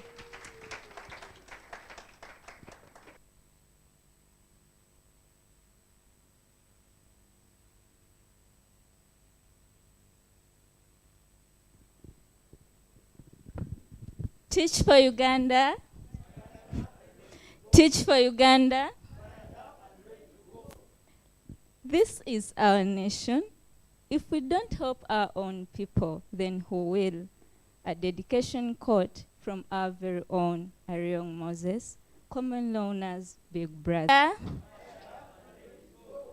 It will be inhuman, call it selfishness, or unfair, if I don't applaud each and everyone here in his or her own capacity for the commitments left and busy schedules for you to be here and celebrate this very, very big day with us. Ladies and gentlemen, my name is Rose Namara, and I am here to act as a mouthpiece to the smartly intelligent, brilliant leaders over there. I am already a confirmed alumnus of the Teach for Uganda Fellowship. You may see us smiling, jubilating, but you may not know how this whole journey started. Seeing different individuals along Chiwafu Road, heading to that black gate in Muyenga, brought a lot of questions to me. Of course, I didn't know where they were heading. I was like, where are they going? But they were all heading to the journey of ending education inequities in Uganda. Most of us were closed outside the gate, hearing that random voice in the background saying, Patrick, close the gate. That's not how leaders act like. Leaders are good time managers. Of course, it was a random voice of a man whom I didn't know at that time. I picked a lesson from it. Imagine appearing on a school timetable, you are supposed to deliver a lesson at exactly 7 and presenting yourself at 7:30. I reached the gate 3 minutes past 8. I was closed outside the gate, but I picked a lesson from that random voice of a man whom I didn't know at the time. Taking you through the journey of interviews, not all of us were taken up. Just like a football match where we have winners and losers. Some of our colleagues didn't make it, however much they badly wanted to be with us. And we are here to celebrate the winners who convinced the judges. Going through a strange land for a boot camp is another experience. I wouldn't miss to recommend any person planning to take up a fellowship to miss. Sleeping with families, very hungry. You have no idea about the language they are using. Sleeping in under half-roofed houses, houses with no windows. Waking up when your whole skin is having burns just because you've been bitten by termites or something I may not know. You may think this is fiction or a horror, but it's a true story from what we went through. We kept on pushing because we knew the journey we were heading to, the journey of 2 years, was going to be like that. I cannot forget to talk about the 1-month training deep in Mayuge. You can't imagine a forester like Namtevi Alice leaving all the forests and game parks to come and join a movement of leaders to organize mathematics lessons. And of course, all leaders here, including me, who had never been into a teaching profession, being told by Desmond Wandera and Omoya Charles to prepare lesson plans and schemes of work. But through powerful trainings, we are here to celebrate.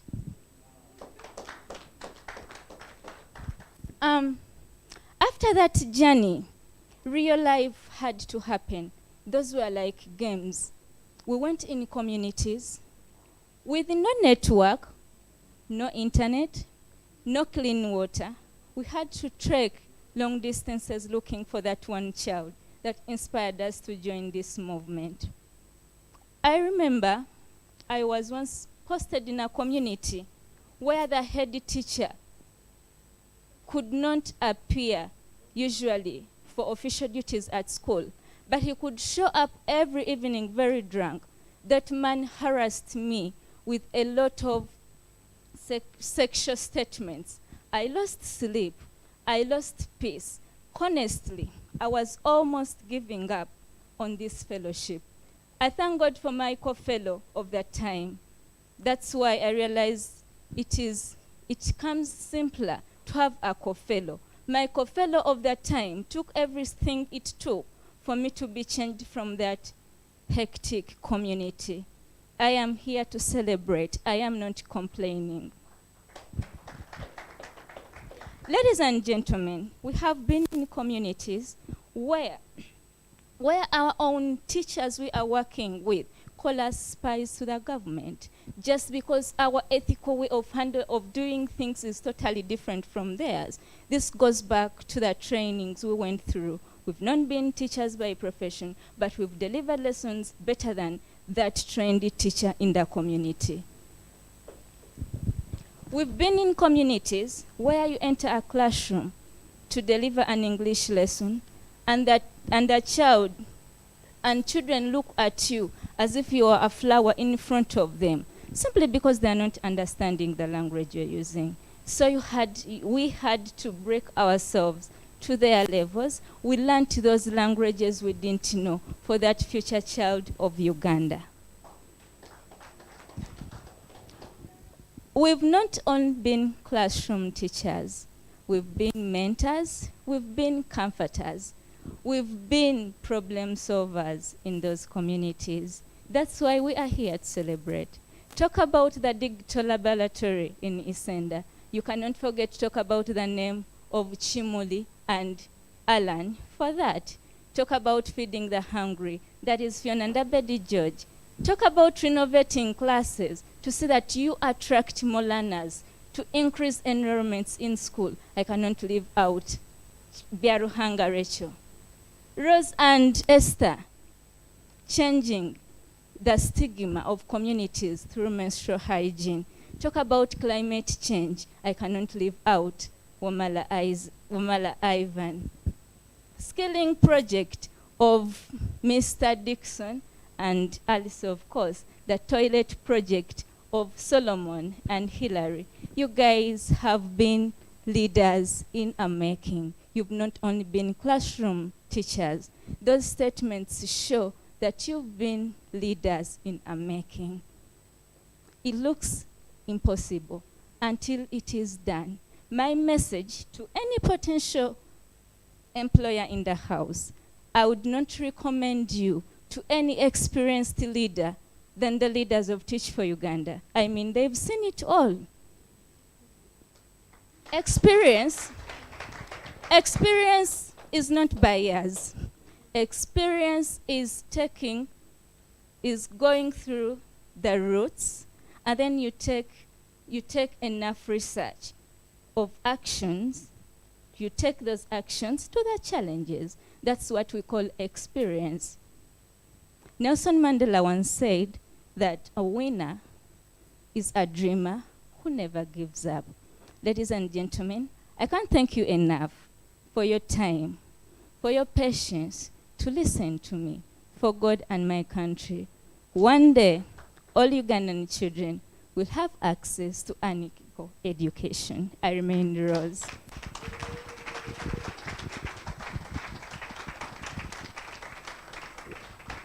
Thank you so much, Miss Namala Rose. She really represented them well, our graduates. Please, thank you for that standing ovation. Thank you so much. Ladies and gentlemen, you are attending Teach for Uganda Cohort 2 graduation ceremony under the theme, Reimagining Our Future Through Education Post-Pandemic. And we are streaming live on Teach for Uganda social media accounts, that is Zoom and YouTube. Please tweet about this event under the hashtag TFU graduation, and please tag EY and DHL. Ladies and gentlemen, to our fellows, the wife of the 33rd President of US, Franklin D. Roosevelt, and that is Eleanor Roosevelt, once said that the future belongs to those who believe in the beauty of their dreams. Thank you for dreaming well, and I am sure you're still dreaming. Thank you so much. Please, may we put your hands together once again to give that great hand clap to our graduates.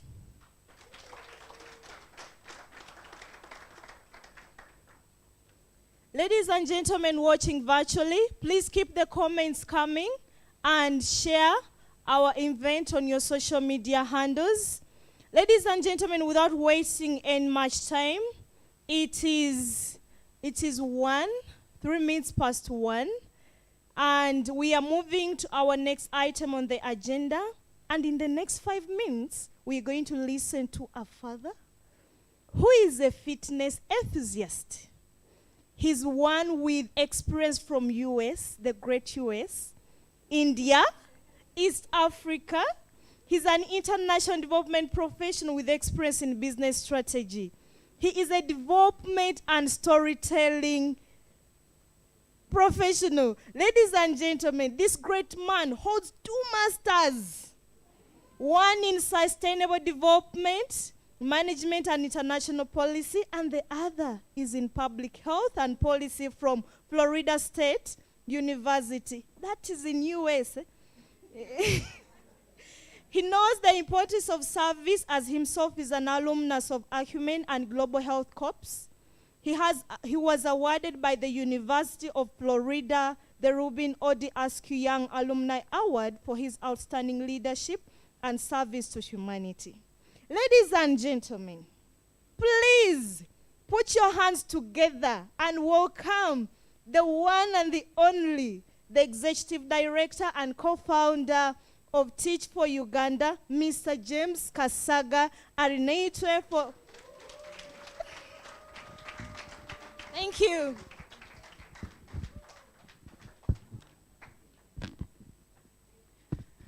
Thank you, Ronnie, and I'm going to come to you for where you got that information, but I appreciate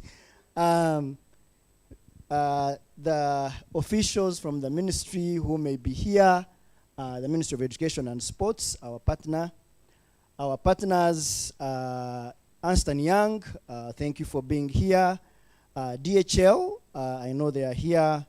Our wonderful partner, network partner, Teach for All, and those watching online, and all our partners, Sigo Family Foundation, Credit Suisse, I cannot mention all of them. We are grateful. Our board of Teach for Uganda, our board chair is here, Mr. Muchibi. Thank you for being here. Our team of Teach for Uganda that enables us to achieve what we've been able to achieve in these 5 years. We are grateful.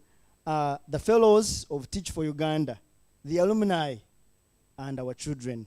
We cannot forget you, and why we are here is that one day all children in Uganda will receive equitable and quality education. That's why we are here. That's why we are here. Everything else, you see all these gentlemen, men dressed, 2021 graduates, congratulations for sticking, committing to the vision and staying the course. Congratulations. Let me start with your story. And Rose Namara, thank you, because you really made me smile. The strange man behind the voice, close the gate. It's time. Thank you for sharing that story. Why? Because we know very well that leaders who do not manage time can hardly manage anything. In 2019, you applied to a grueling opportunity of this fellowship. You were selected from over 500 applicants. That's what the data shows. 27 of you made it through, were given the acceptance letter at Teach for Uganda as cohort 2 fellows. That's a big deal. 500 applicants, 27 of you made it out. We didn't stop there. We threw you to Mayuge communities for a full week boot camp so that you can understand that the child that you want to serve, the young Tuyamureba, the young Hillary, the young Claire Kanyunyuzi is there, and you must know who they are. Guess what? Only 22 of you returned to institute saying, I can commit to that child. And for that, I am grateful to you because 20 of you today are graduating. That is a big, big achievement. So congratulations, you class of 2021. And you are placed in those communities towards the end of 2019 to practice in Mayuge and Luero in 33 communities. Yeah. And just 2021, you were excited. I remember very well Winnie coming with her jerrycan, jumping onto that bus as if she was going for a vacation. I remember Chebijira just so excited, as if these young people were crazy. I mean, you're getting on a bus to go to a rural community, but you seemed like you're going for vacation on a beach somewhere. That is when I knew that we had selected the right leaders. And for that, I am grateful to you. And not say anymore, by the time you are excited to learn those lesson plans and entering the classroom, COVID-19 pandemic hit. How much more can a leader be tried? How much more can a leader be tried? But I am grateful to say that by mid-2020, Solomon, Kamukama, and Chimuli Emma were at the front of the news of the Daily Monitor for some of the young leaders. In fact, they were representative of all of you for leading communities to continue teaching our children. Go and look at that daily monitor. It is there, showing that our young leaders are the ones, when everyone was running away from the communities, they were there, meeting village to village. Some of you are running or even walking miles to meet your children. That is a testament of leadership. And for that, we are grateful to you. And we celebrate you today. And you should feel very proud. It is your day. Congratulations. You carried out the community cluster learning pods. You carried out the tele-learning initiative. You took on the virtual transformational education course that we had never imagined in Teach for Uganda. In fact, you're the leaders, Chimuli and Alan Otodi, who told us that digital learning is not only for children at Kampala parents. You are the ones who told us it is also for our children in Isenda. It is also important for our children deep down in those schools where we went in Nango. And as we speak today, we have 5 schools with digital learning laboratories. And we look forward to more next year. Thank you for dreaming big, our dear leaders. Thank you for being committed to that child. Thank you for your resilience. And so let me go to the lessons that you learned, which I hope that you will carry on as you move into the alumnihood. Because for us, we believe that, as you have said here on your panel, that just the journey has begun. It's a long life commitment. You learned resilience. We all know that COVID-19 tried you. One time I received a call from Ivan Womal and I said, "Are you home in Entebbe?" He said, "I am not leaving Wiwula because I committed to this." And all of you, Rachel said, "I am not leaving Butuntumula in Luero." And so you learned resilience. That is an amazing lesson. You learned the power of mobilizing resources. As we speak, all of you have already left community impact projects that are sustainable in your communities. You built libraries. You built digital learning labs. You brought water to your communities. You were more than teachers. You were leaders. So I hope that as you continue to learn those lessons. Those are lessons that you learned, the lessons of adaptive leadership. I guarantee you in the 21st century, no leader, the Ernst & Young here are here, is seeking for leaders who know how to solve technical problems, because anyone can learn Excel. Anyone can learn Word and PowerPoint. But any leader who is able to galvanize resources, to work with parents and bring them on board to keep their children learning, to use that small telephone and teach their children and bring them together in a small place, that is a leader. That is an adaptive leader.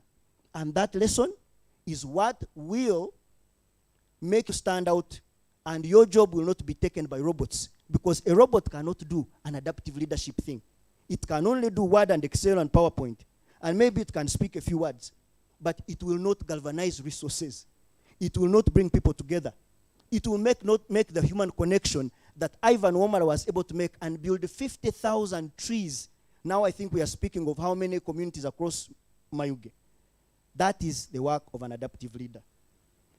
The other lesson that you learned, the lesson of empathy, connection with community. Rose Namara is a testament that even when her co-fellow left at that school in Luero, Rose stayed, and because of her insistence on her children, now they have a digital learning lab in Luero, the first of its kind, led by War Child and her work. For you who may not know, that is a former, Nalongo PS is a former school of Mr. Kakoza Alex, the PS of the Ministry of Education, the former PS. So now that school is connected digitally because of her insistence on the girl child and knowing that I will not leave them.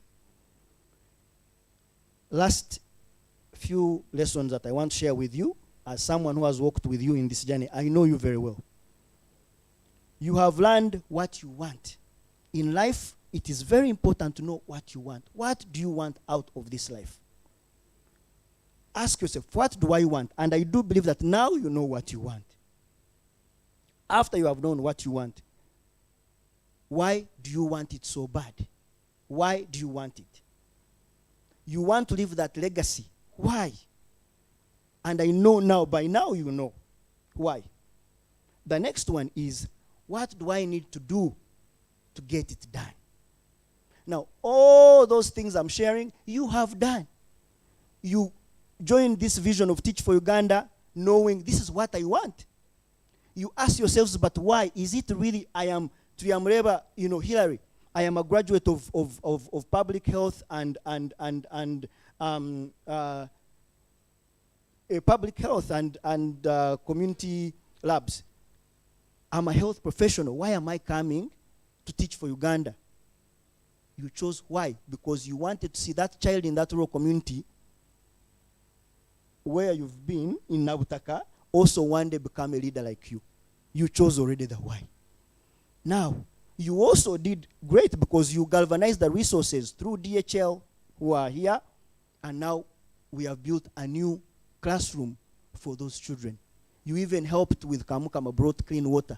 When you used to go and fetch water in a pond, now they have a borehole. Isn't that public health, sir? The best form of public health is clean water. When COVID hit, if we didn't have water, would we have survived?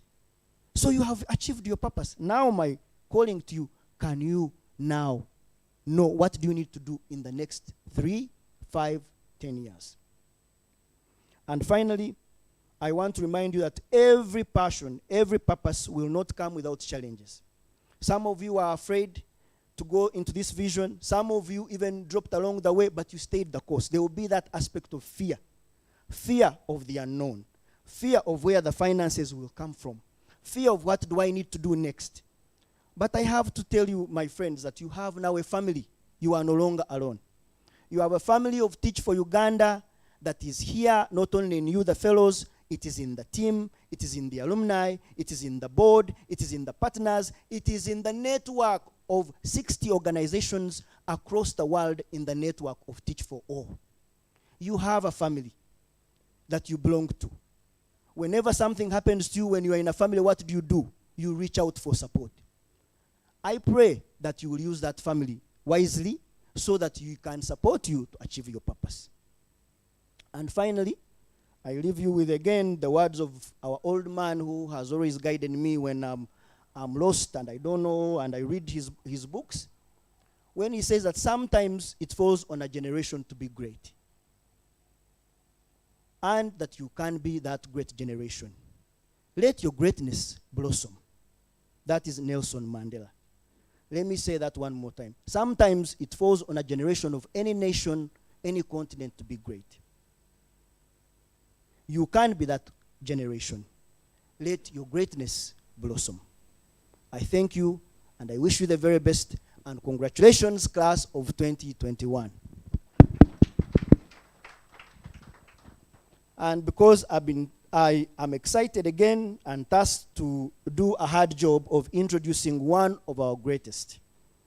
This leader is no other than one who was an alumni, like you, who is an alumni of Teach First UK. One of the first in the UK when Teach First was coming.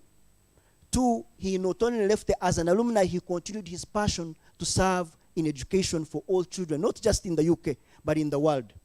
He came to Uganda and built peace schools. And these peace schools are scattered across the country in Uganda and Zambia, and they are now providing quality education to secondary school children who come from low-income communities, and they can even attend for free. These are great model schools. 2, after peace, after his journey has done it, he even went up to join a charity organization, a foundation that now he's the one who is now bring us resources and providing funding, grant funding, to ensure that we continue the vision of quality education for all children. Now you can see, started as a fellow of Teach First UK, built peace schools, and now is on the funding side of his career. And this is none other than our friend and partner and mentor, John Randall. So please, you will watch his video here as it is played. Thank you.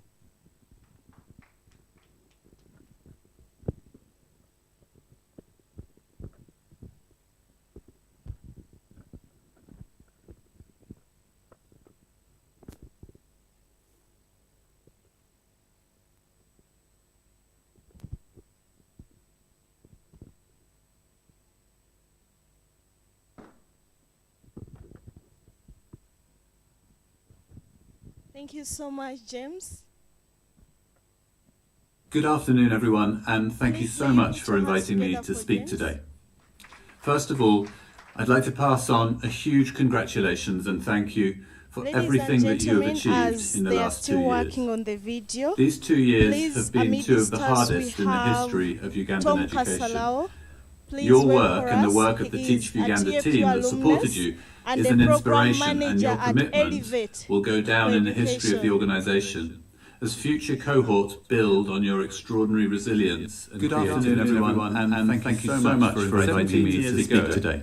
I began my own First of all, pastoral journey. I'd like to pass on a huge congratulations and and thank you UK. for everything that you have I taught achieved in the secondary last school 2 maths in years. South London. These 2 2 years have been two of the hardest in in the history of Ugandan education. More importantly, the work and the work of the Teach Uganda remains team some of my supported closest you friends is in an inspiration, and your today. commitment will go down in the history of the I went for a organisation. jog with 2 of my fellow Future teachers cohorts from that build cohort on your extraordinary One of them resilience went on and to play a creativity. leading role in STIR education, 17 which works years across ago, Uganda. I began my own teacher pastoral development journey skills and as motivation one of the of first first cohort cohort teaching school first teachers in the UK. The other now runs I something taught called secondary Secondary school School maths in Maths, South which is a London. great charity in And the it was an UK, experience where I will students never at risk of forget. exclusion from school. More importantly, behavioural the needs. friends and colleagues I met from week-long remain some of residential my closest experiences friends and collaborators where they enjoy enjoy a a completely different world. Last Sunday, building resilience. I went for a jog with 2 of my fellow teachers from that cohort. After a week at the farm, One of them went on to play a leading role in STIR education, which works across Uganda and India to develop the skills and motivation of teachers and school leaders.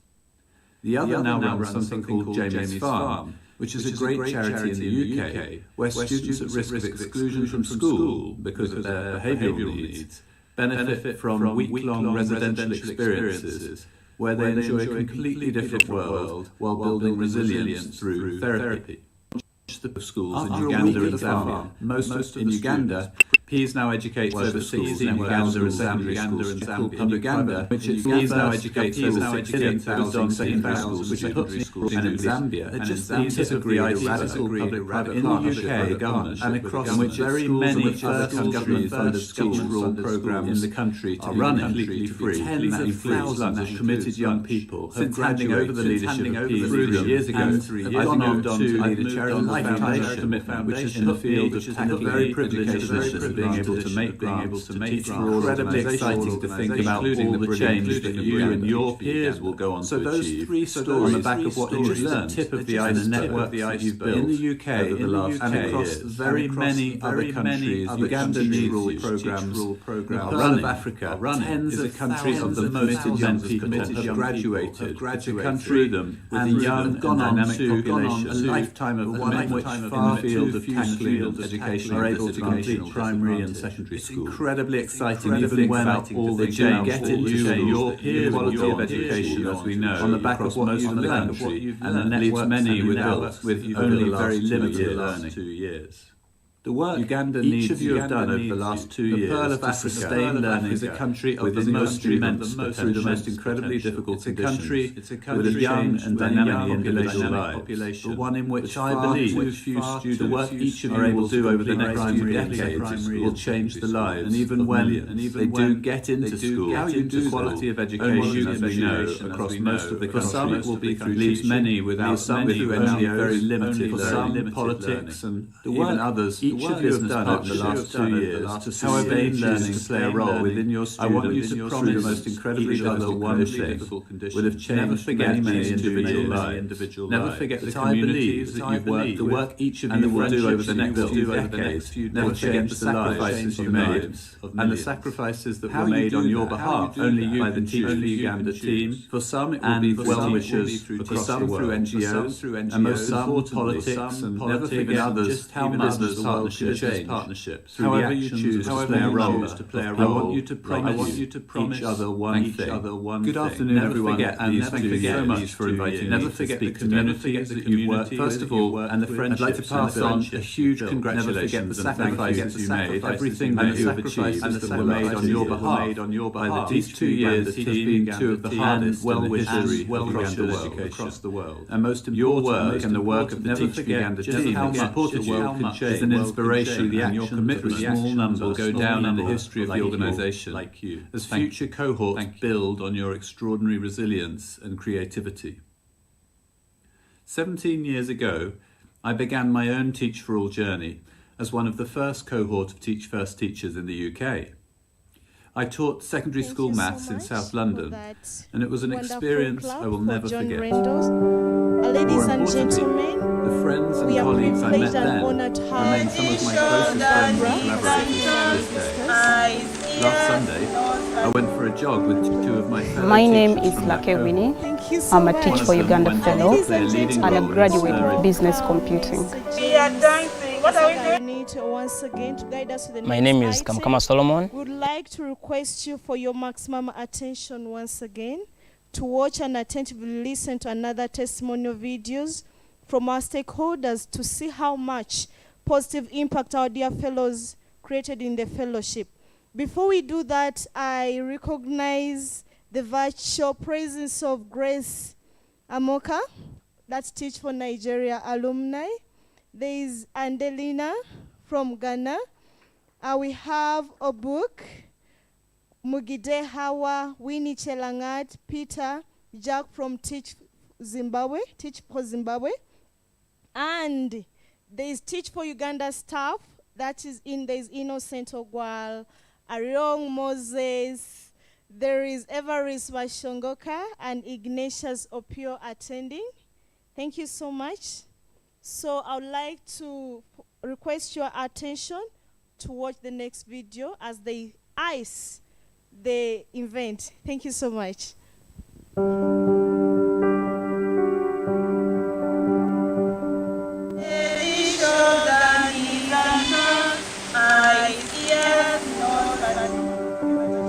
My name is Lake Winnie. I'm a Teach for Uganda fellow and a graduate of business computing. We are dancing. What are we doing? Again. So when we came to Willa School Community in 2019, the school had just been pronounced the worst performing in the Eastern region. So our parents' attitude towards education was very poor, and towards the school was also terrible. So we thought of how to mobilize the parents to come back on board and change the narrative of our school. So myself and my colleague decided to come up with a football initiative that could attract these children into one place and allow us to discuss the issue at hand and how to move forward. So my journey with Teach for Uganda has taught me through the leadership training the skills of mobilization, of collaboration, of working with the people whom the problem actually disturbs so that we can move forward. So we started to change the narrative of absenteeism, which was over 70% in our school. The football started attracting them. We started to travel. We started to get exposure and see that other children are attending school on a daily. So we thought we can. Teach for Uganda has taught me through the leadership training the skills of mobilization, of collaboration, of working with people whom the problem actually disturbs so that we can move forward. So we started to change the narrative of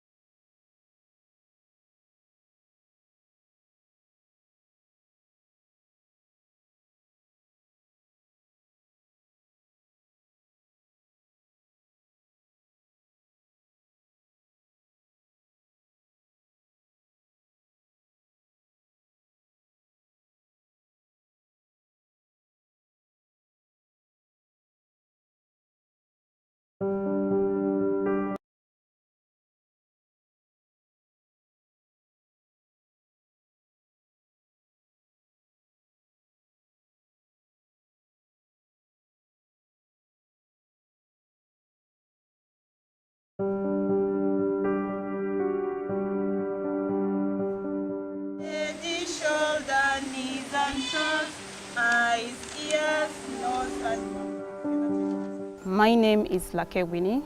I'm a Teach for Uganda Fellow and a graduate of Business Computing. We are dancing. What are we doing? We are dancing. Again? So when we came to Buiwula School Community in 2019, the school had just been pronounced the worst performing in the Eastern region. So our parents' attitude towards education was very poor, and towards the school was also terrible. So we thought of how to mobilize these parents to come back on board and change the narrative of our school. So myself and my colleague decided to come up with a football initiative that could attract these children into one place and allow us to discuss the issue at hand and how to move forward. So my journey with Teach for Uganda has taught me through the leadership training the skills of mobilization, of collaboration, of working with the people whom the problem actually disturbs so that we can move forward. So we started to change the narrative of absenteeism, which was over 70% in our school.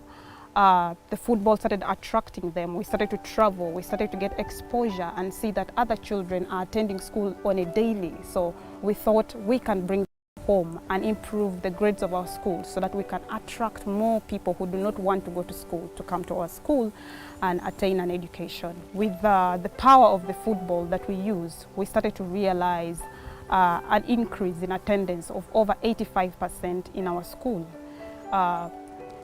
Twice at least every week we realize 100% attendance in our classes. And as we speak right now, P4 and P5 have the highest population in this school, and we would love to see the number increase, especially when they get to primary 7, so that we see more children graduating into higher education.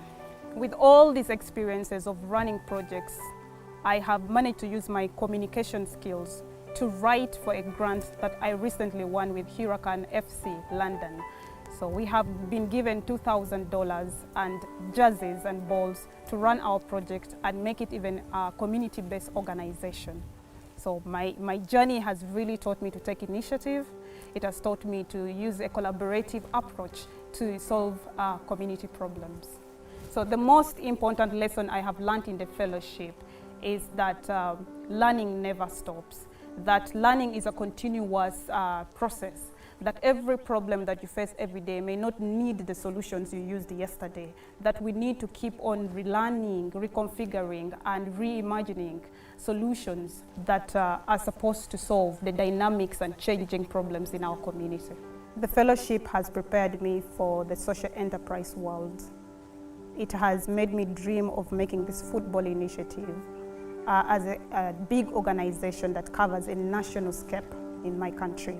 I would love to see children being influenced through football to become educated and impactful leaders of their community.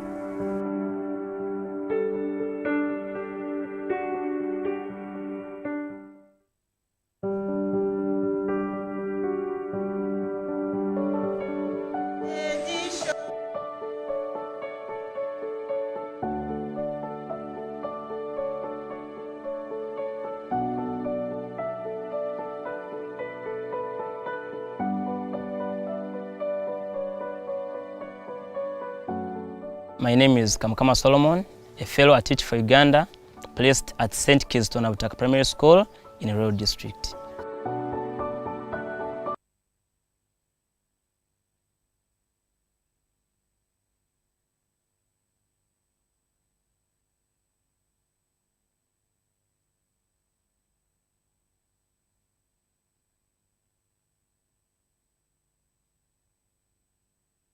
Ladies and gentlemen, as we wait for another video to seal off the testimonial videos, I'd like to let you know that amid the stars, as I earlier said, we have Miss Barbara Kasekende. She is the Corporate Social Investments Manager of Stanbic Bank Uganda. And we also, thank you so much. And we're also privileged enough to have Mr. Mayanja Abubeka. My name is Kamukama Solomon, a fellow at Teach for Uganda, placed at St. Kitts Abutaka Primary School.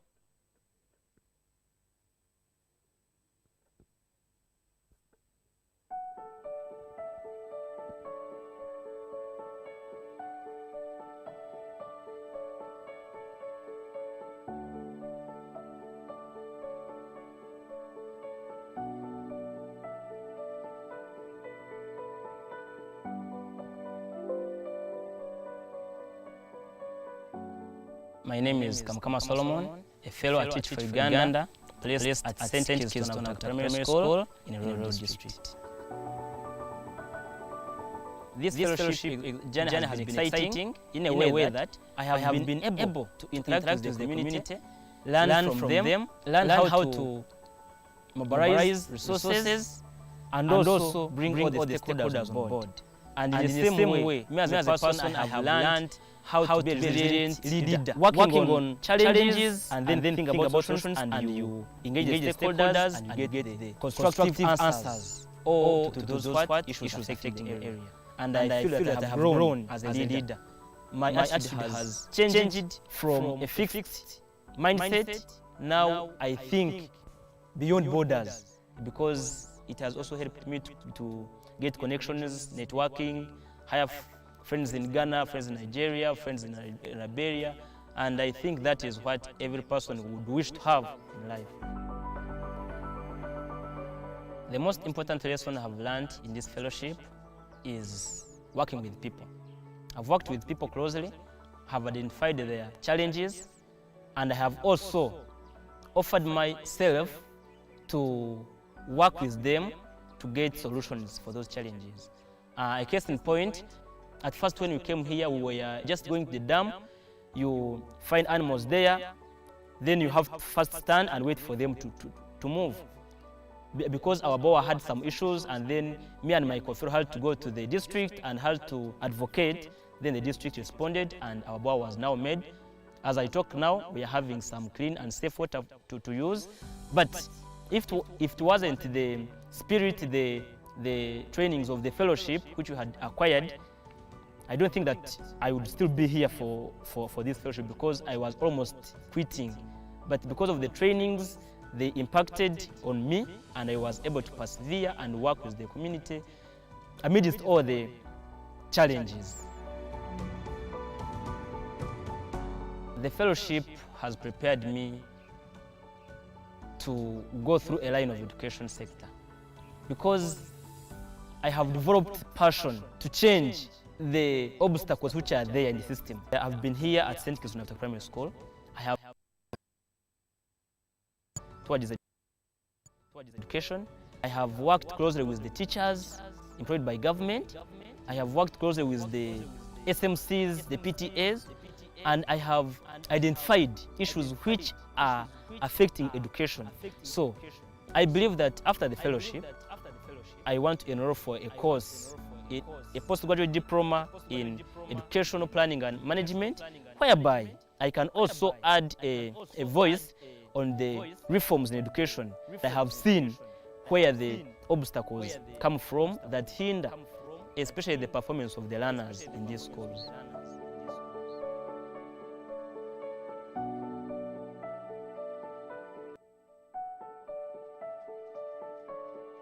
Thank you so much. And indeed, for sure, attitude is infectious, and with great attitudes like that of Solomon, we are confident that many will be infected, positively infected, remember, to ensure that one day all children... My name is Emmanuel Chimuli, a 2020 to 2021 Teach for Uganda fellow who was placed at East End Primary School in Rural Mayuge District.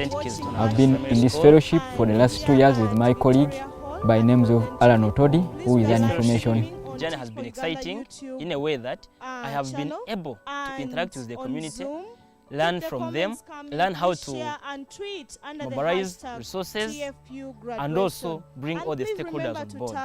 And in the same way, me as a person, I have learned how to be a resilient leader, working on challenges and then think about solutions, and you engage the stakeholders and you get the constructive answers to those issues affecting the area. And I feel that I have grown as a leader. My attitude has changed from a fixed mindset. Now I think beyond borders, because it has also helped me to get connections, networking. I have friends in Ghana, friends in Nigeria, friends in Liberia, and I think that is what every person would wish to have in life. The most important lesson I have learned in this fellowship is working with people. I've worked with people closely, have identified their challenges, and I have also offered myself to work with them to get solutions for those challenges. A case in point, at first when we came here, we were just going to the dam. You find animals there, then you have to first stand and wait for them to move. Because our boa had some issues, and then me and my co-fellow had to go to the district and had to advocate. Then the district responded and our boa was now made. As I talk now, we are having some clean and safe water to use. But if it wasn't the spirit, the trainings of the fellowship which we had acquired, I don't think that I would still be here for this fellowship, because I was almost quitting. But because of the trainings, they impacted on me, and I was able to persevere and work with the community amidst all the challenges. We also recognize, of course, the fellowship has prepared me to go through a line of education sector, because I have developed passion to change the obstacles which are there in the system. I have been here at St. Kismata Primary School. You need finances to graduate these wonderful looking people. You will need the resources to I have worked closely with the teachers employed by government. I have worked closely with the SMCs, the PTAs, and I have identified issues which are affecting education. So I believe that after the fellowship, I want to enroll for a course, a postgraduate diploma in educational planning and management, whereby I can also add a voice on the reforms in education. I have seen where the obstacles come from that hinder, especially the performance of the learners in these schools. Mr. Muchibi. Mr. Andrew Muchibi is a leader like no other. Is one who not only is a teacher, but also a leader in business. He's a partner with Canaan Group. Part of this hotel is part of their group. Mr. Muchibi is also a passionate servant leader of our country. No wonder he joins us to ensure that children. My name is Kamkama Solomon, a fellow at Teach for Uganda, placed at St. Kismata Primary School in a rural district. This fellowship journey has been exciting in a way that I have been able to interact with the community, learn from them, learn how to mobilize resources, and also bring all the stakeholders on board. And in the same way, me as a person, I have learned how to be a resilient leader, working on challenges and then think about solutions, and you engage the stakeholders and you get the constructive answers or to those issues affecting the area. And I feel that I have grown as a leader. My attitude has changed from a fixed mindset.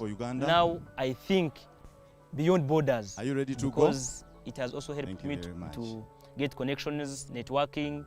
I have friends in Ghana, friends in Nigeria, friends in Liberia, and I think that is what every person would wish to have. A teacher by profession. I graduated in 1998. The most important lesson I have learned in this fellowship. Yes, some people are frowning. Yes, 1998 I graduated. I've worked with people closely, and my have identified their geography. Challenges, and I have also offered myself to work with them to get solutions for those challenges. And my calling a case in point, so what? At first when we came here, we were just going to the I dam. prefer to call myself a social find animals there, then you have to first stand and wait I for them to move. Because our boa had some issues, and then me and my co-fellow had to go to the district and had to advocate. Then the district responded, and our boa was now made. As I talk now, we are having some clean and safe water to use. But if it wasn't the spirit, the trainings of the fellowship which we had acquired, I don't think that I would still be here for this fellowship, because I was almost quitting. But because of the trainings, they impacted on me, and I was able to persevere and work with the community amidst all the I take this challenges. pleasure as chairman board to welcome you. The fellowship has prepared me to go through a line of education sector, because I have developed passion to change the obstacles which are there in the system. I've been here at St. Kismata Primary School. I have a challenge. I want to invite James and Charlotte. But I have worked closely with the teachers employed by government. Do that quickly. I have worked closely with the SMCs, the PTAs, and I have identified issues which are affecting education.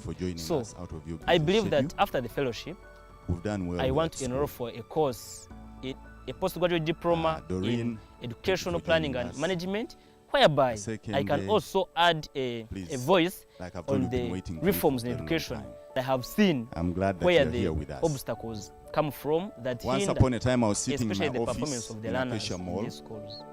I'm also into oil and gas, and then Charlotte called me and said, I want you to be a board member for Teach for Uganda. It took me a long time to understand Teach for Uganda. And I said, what do you want me to do? I told them I'm very busy. And then they told me to be part of the board chair, you have to contribute your money. I said, you want my time and you want my money. So it was a challenge for me. But I'm a teacher, so I only picked out the word teacher, teach. So I said teach. My name is Kamkama Solomon, a fellow at Teach for Uganda, for a very long time I placed didn't know at what St. Kingston it was all After Primary about. School in Until Rural when District. I landed in that winter, it was 2019. This fellowship journey has been exciting in a way that 2019, I have been found myself to in interact New with the York community, because I was learn going to from this them, function, learn how I to chose to travel business class because I mobilize didn't want resources, to have any scratch on and me, also any fatigue bring on all the me. stakeholders on board. And then I end up in a And in the same way, me as a person, I have learned how to be a resilient leader, working on challenges and then think about solutions, and you engage the stakeholders and you get the constructive answers or to those issues affecting the area. And I feel that I have grown as a leader. My attitude has changed from a fixed mindset. Now I think beyond borders, because it has also helped me to get connections, networking, have friends in Ghana, friends in Nigeria, friends in Liberia, and I think that is what every person would wish to have in life. Put it together. The most important lesson I've learned in this fellowship is working with people. I've worked with people closely, have identified their challenges, and I have also offered myself to work with them to get solutions for those challenges. I always tell them, a case in point, at first when we came here, we were just going to the dam. You find animals there, then you have to first stand and wait for them to as board move. Today is not my day because our because board we have had the some case of issues, honor. and then me and my control had to go to the district and had to advocate. Then the district responded, and our board was now made. As I talk now, we are having some clean and safe water to use. But if it wasn't the spirit, the trainings of the fellowship which we had acquired, I don't think that I would still be here for this fellowship, because I was almost quitting.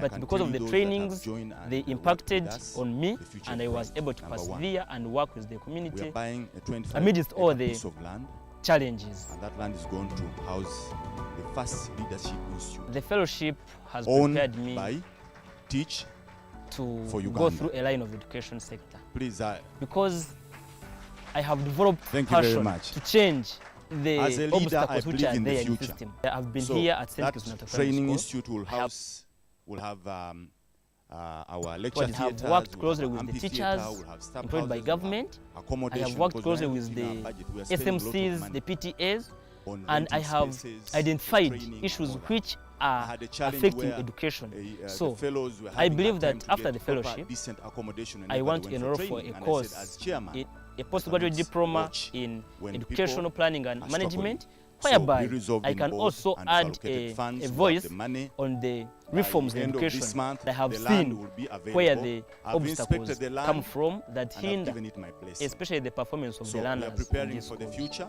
and when some of you are saying, well, what will happen next? Those who will perform well, you'll be accommodated, because the institute is quite big and we are still training leaders for tomorrow. I read this and say one day all children in Uganda will attain an equitable quality education. I'm saying tomorrow. I'm removing this and I'm saying tomorrow. As board chair, as long as I'm board chair, it will be tomorrow, not one day. One day is for people who don't.